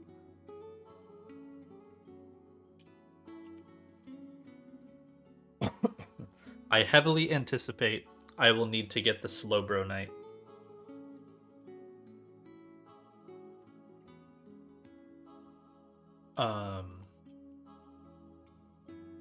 Pretty high chance I will need that item, which requires a lot of fights. A lot of optional fights on 123.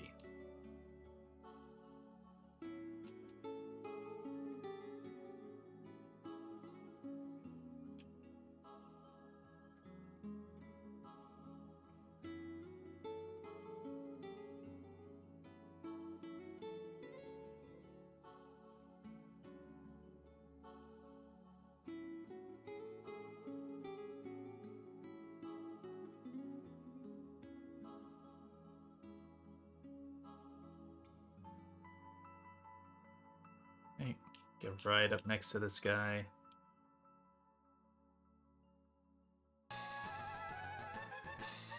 One more lock in, one more fight. Heal up. Beautiful.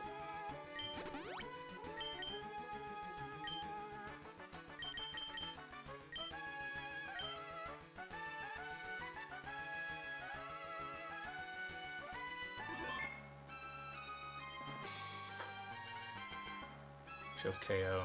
You always kill.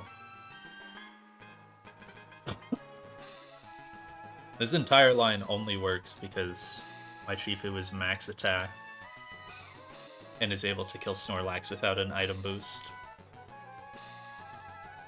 It's actually insane. Now check. Scarf, Ice Punch. AV. Make sure that the AV thing works. Too paranoid about that.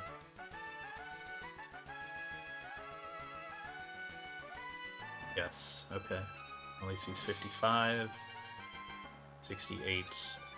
Even close combat crit only drops me to 72, and he won't Mach Punch. Okay, perfect. Will only be Meteor Mash Metagross. Yes, it's the only move that'll see kill. Dueling Beat. You don't need any moves, just Aguav to 11. Garchomp Bite from full. EQ and Outrage. Citrus 174. Orb re-poisoned. If I win this fight, I get like heavy-duty boots or some bullshit, right? So that's my big reward. That's awesome. I feel like that item is just like almost useless at this point in the game. Alright. Don't have to think about the Snorlax at all. The important thing, we are Choice Scarfed, and we have Ice Punch in our Flex slot. So even after we kill this, we will not get Salamence in for slow kill, because we have Ice Punch, and we show fast Oko for the Intimidate. So we will get Breloom. Breloom will always click Close Combat.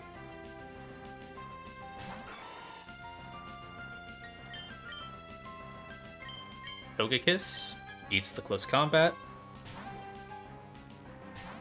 Gets a defense drop. This is Focus Sash Breloom.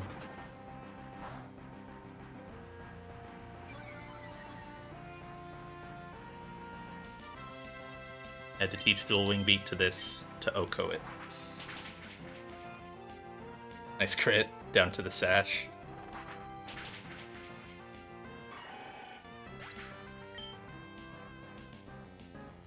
Very nice.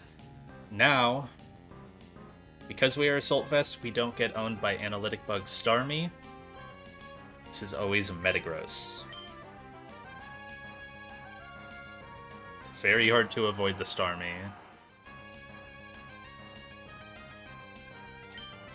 Metagross will always click Meteor Mash.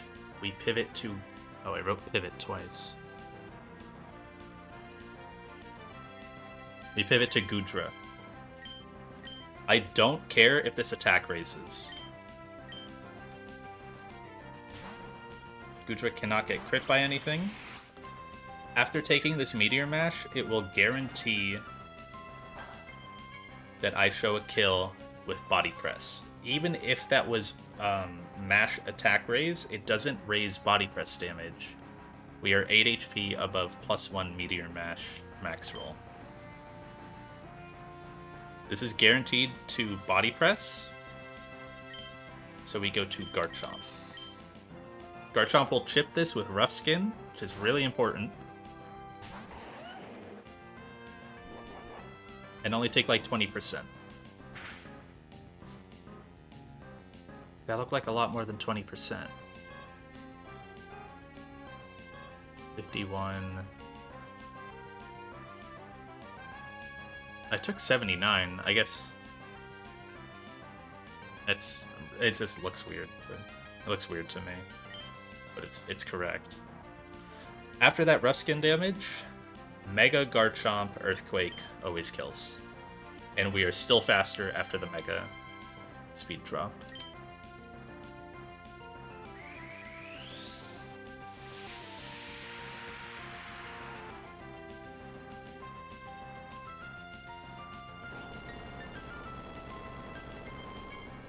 This will now guarantee Salamence to come in for exactly Draco Meteor.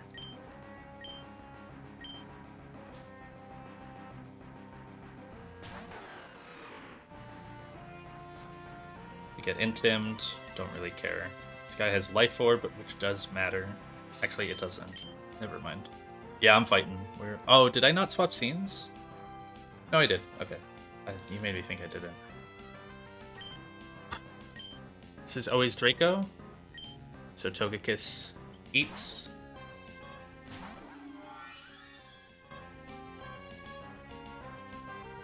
Now, Togekiss always baits a dual Wing Beat.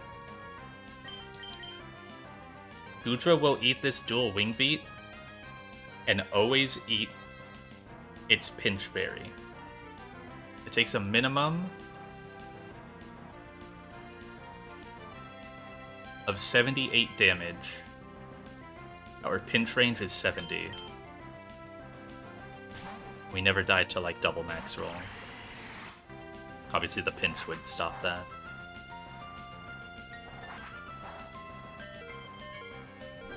This Pinch Berry guarantees Earthquake out of Salamence. We are above Draco Meteor range, which is 148. Life Orb take doesn't really matter. On Earthquake, we can pivot through Golisopod. I just needed to confirm one pretty low damage move for Golly to get a clean double exit on. Crit is fine. We heal back up to 168, which is completely okay for Sableye.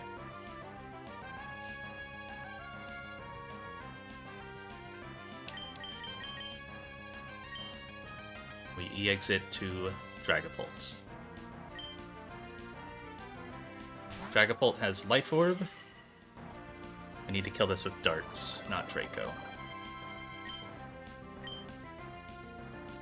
Fast Oko.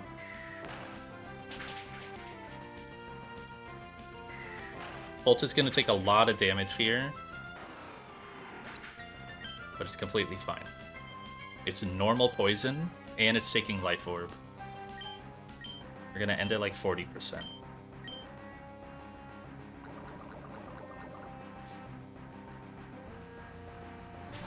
We show Fast Oko to both Pokemon in the back, so they have to go in order.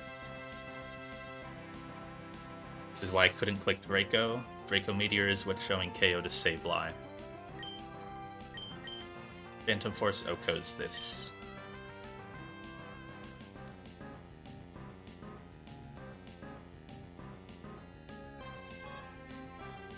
Take the poison, take another thing of poison, and Life Orb.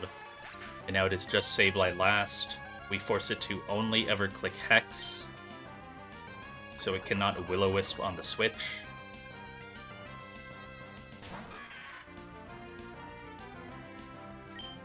Sableye actually caused me some issues because I need Garchomp to kill it, and if Garchomp got crit by Body Press into crit by Hex, then it would be dead to Seismic Toss, and I need to two-shot it.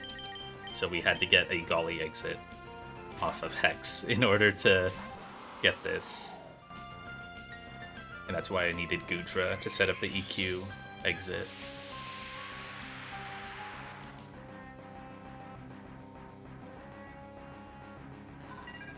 Hex doesn't do much because we're not statused,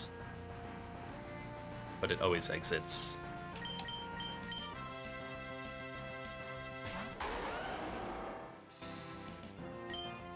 And now we just Outrage. Even if this clicks Will-O-Wisp, this Outrage does 2/3, the next Outrage does 1/3, and we always kill. And it just S-tossed. Okay. It would have been cooler to see the Willow, but... Start of the fight was basically what I had before.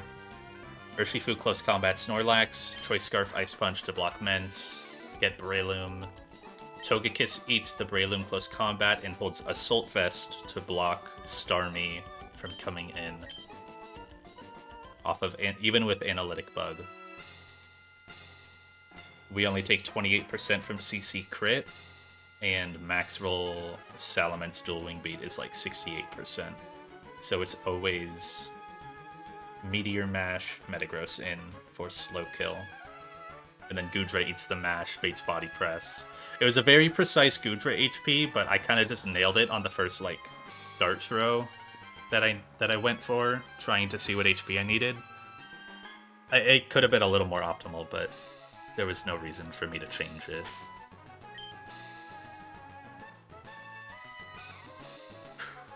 Alright. No, I really thought I would end up, like, reusing Shifu in that fight. And all the other lines I had, it was always the one that killed Starmie. It's just way better to get the Dragapult chain here. So that was Shifu kill. Then Togekiss kill. Chomp got Metagross.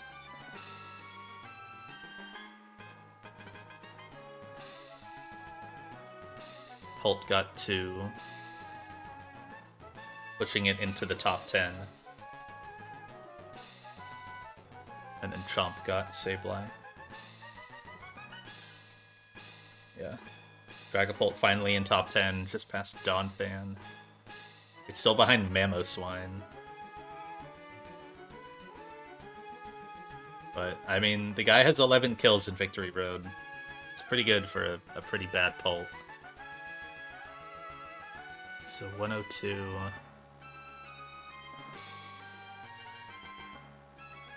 Yeah, I can go get the heavy-duty boots. And the Glalie-tite? No. Yes? Maybe. I don't have any reason to. And then you go up the right side. And it's Haley is the next fight. It's Haley, then Darren.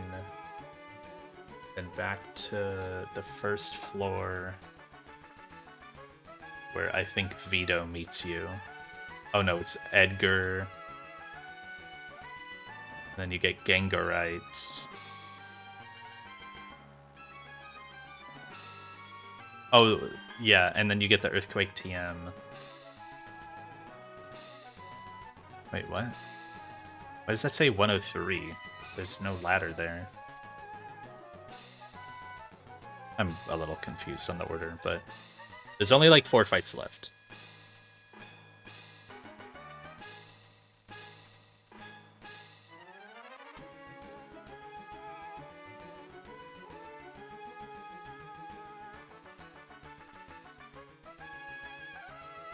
Yeah, so there's the...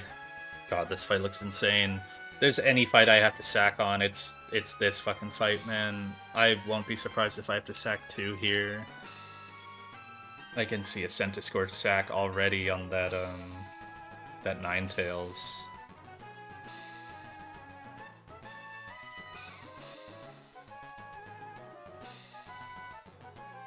Jesus. And on the Lilligant, too. There might be some bullshit I can do with Avalugg on Lilligant. With Sticky Barb. But I might not get it back. I don't know that I could get it back.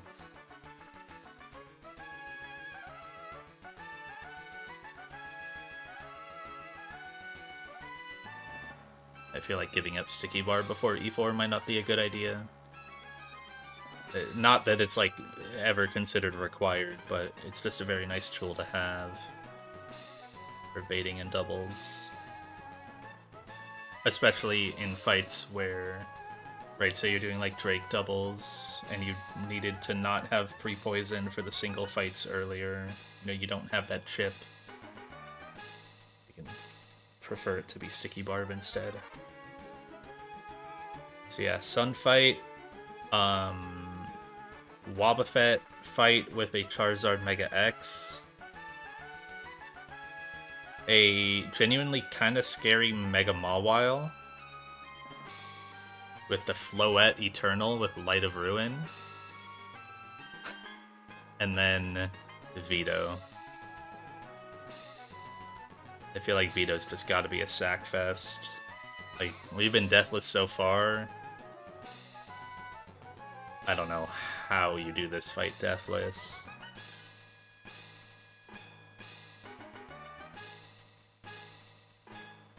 I mean, maybe Beedrill helps, but... And I know I have a Zam answer. At the very least, I know I have a Zam answer, but... I don't know how the fuck I beat this Cloyster. It's so absurd.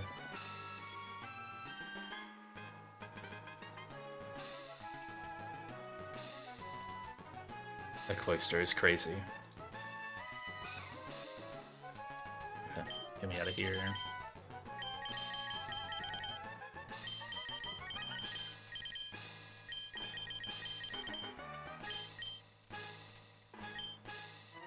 I'll grab my heavy-duty boots. This is not where I thought I would come up. Never mind. Where the hell am I?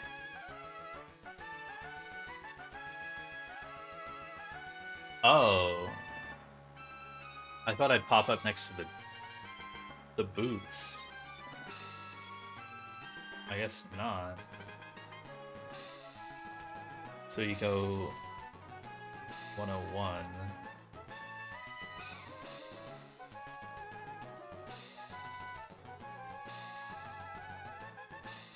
Well, this is Earthquake TM. You can grab that. I'm not gonna walk any further. I don't think there's any items. No. Oh, are they? I didn't think they are. They look just on the path, but I don't understand the path fully. Straight up, like how do heavy duty boots ever matter? I don't know if any of these fights even have hazards. There's Stealth Rock Golem. I guess there's Stealth Rock Archeops as well. There are some. Singles Glacia has hazards. Interesting. It could be annoying.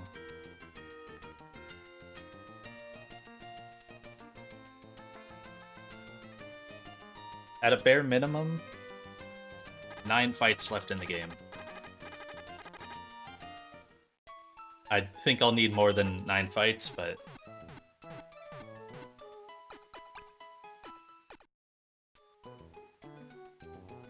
I probably still need, like, Gyarados.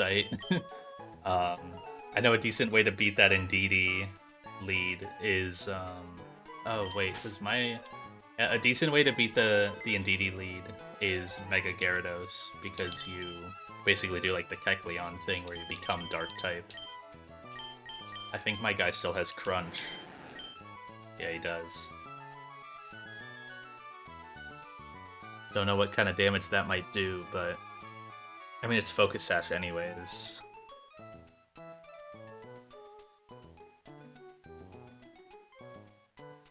You probably just get it to, like... Oh, what if it clicks Future Sight? That might get awkward.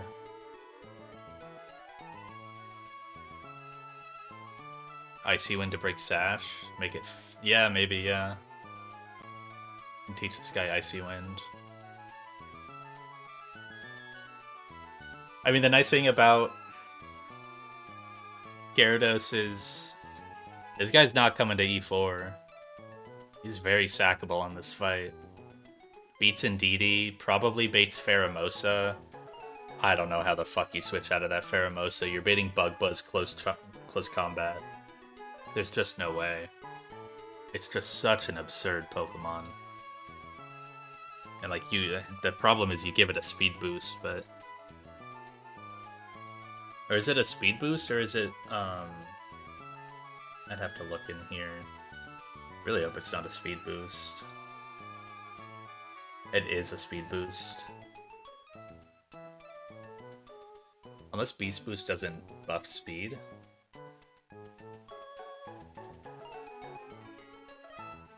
Yeah, it gets a speed boost, but like, who the fuck is outspeeding this anyways?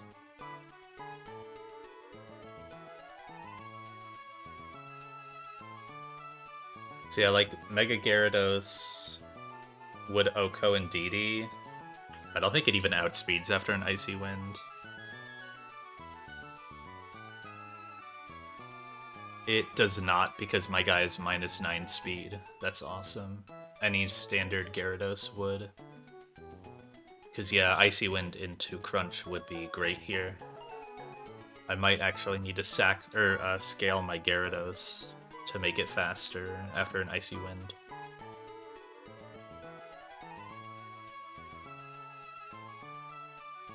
Pult lead? Does Pult just kill this? My Pult might kill this. It does. Wow, my Pult actually does something. It needs Choice Band, but... Yeah. It actually kills this. And then gets Ice Beam or Throat Chop. No, yeah, it's not. Because my guy is -9 speed. You need like minus... Not much higher. Oh, well, I didn't level my guy. Oh, no, I did. Yeah, I did. You need -20 speed, and I'm -9. That's tough. I mean, I've had some great plus speed natures in this run. That's faster than yours? Wow. Oh, well, yours is dead too, yeah.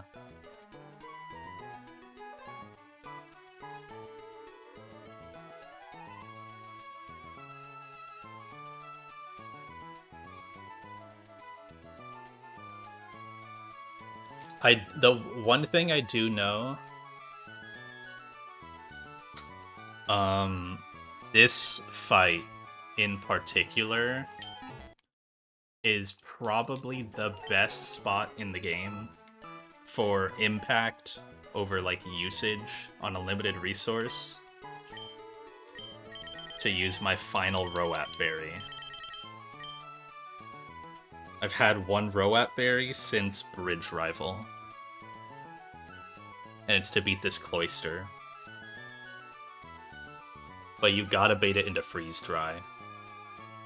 Because Hydro Pump can miss.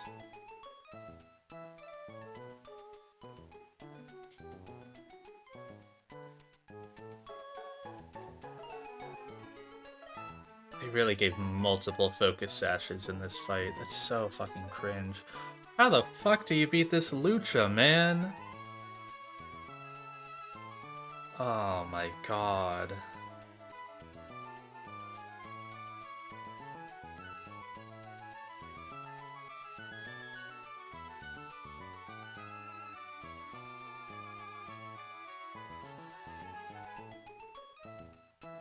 Jesus.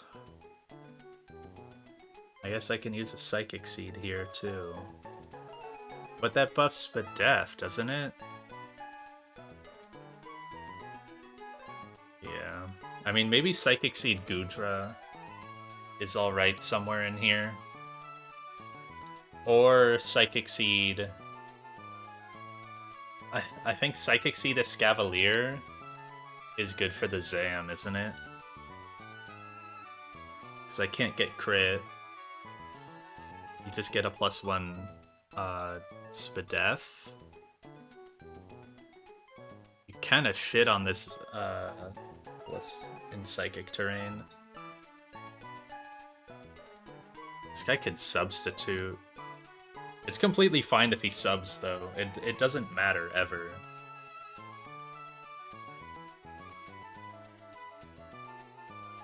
It never matters if he subs, because I just always... It matters if he subs on Switch.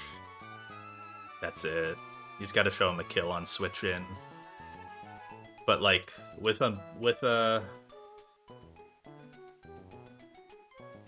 Psychic Seed, my Escav just tanks 2 Expanding Forces.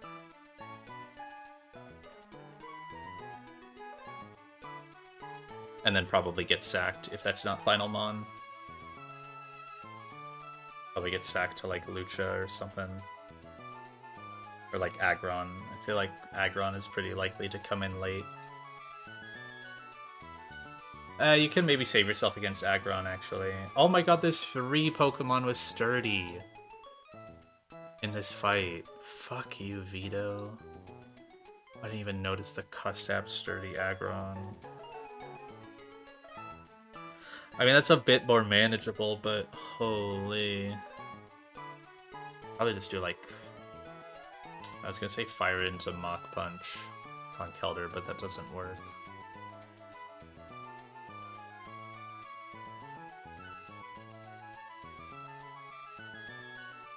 Ideally, I would like to find a way to not use the Roat Berry, because, you know, it could be pretty good in E4.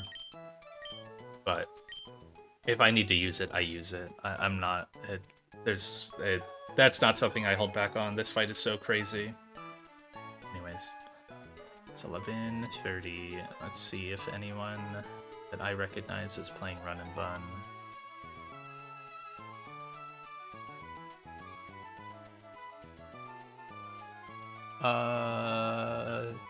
Shadow is in Brawly Split. They just beat Museum.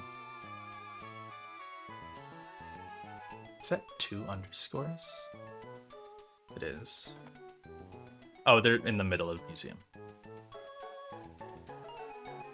I thought they beat it. Right. Next time I stream, we will be getting to the gates. We will be getting all the items. Well, getting all the items like heart scales and candies and such. Then I will calc my E4. And if my E4 needs optional items, I'll do a stream for those optional items. And then rerun through my E4 and then do final E4 stream. So probably 3 streams left of this game. Unless I need like a bajillion optional items. Like I need to do all of Route 123 and all the Meteor Falls optional stuff for like Focus Sash. We'll see. But anyways, thanks for hanging. 9 fights left. Goodbye.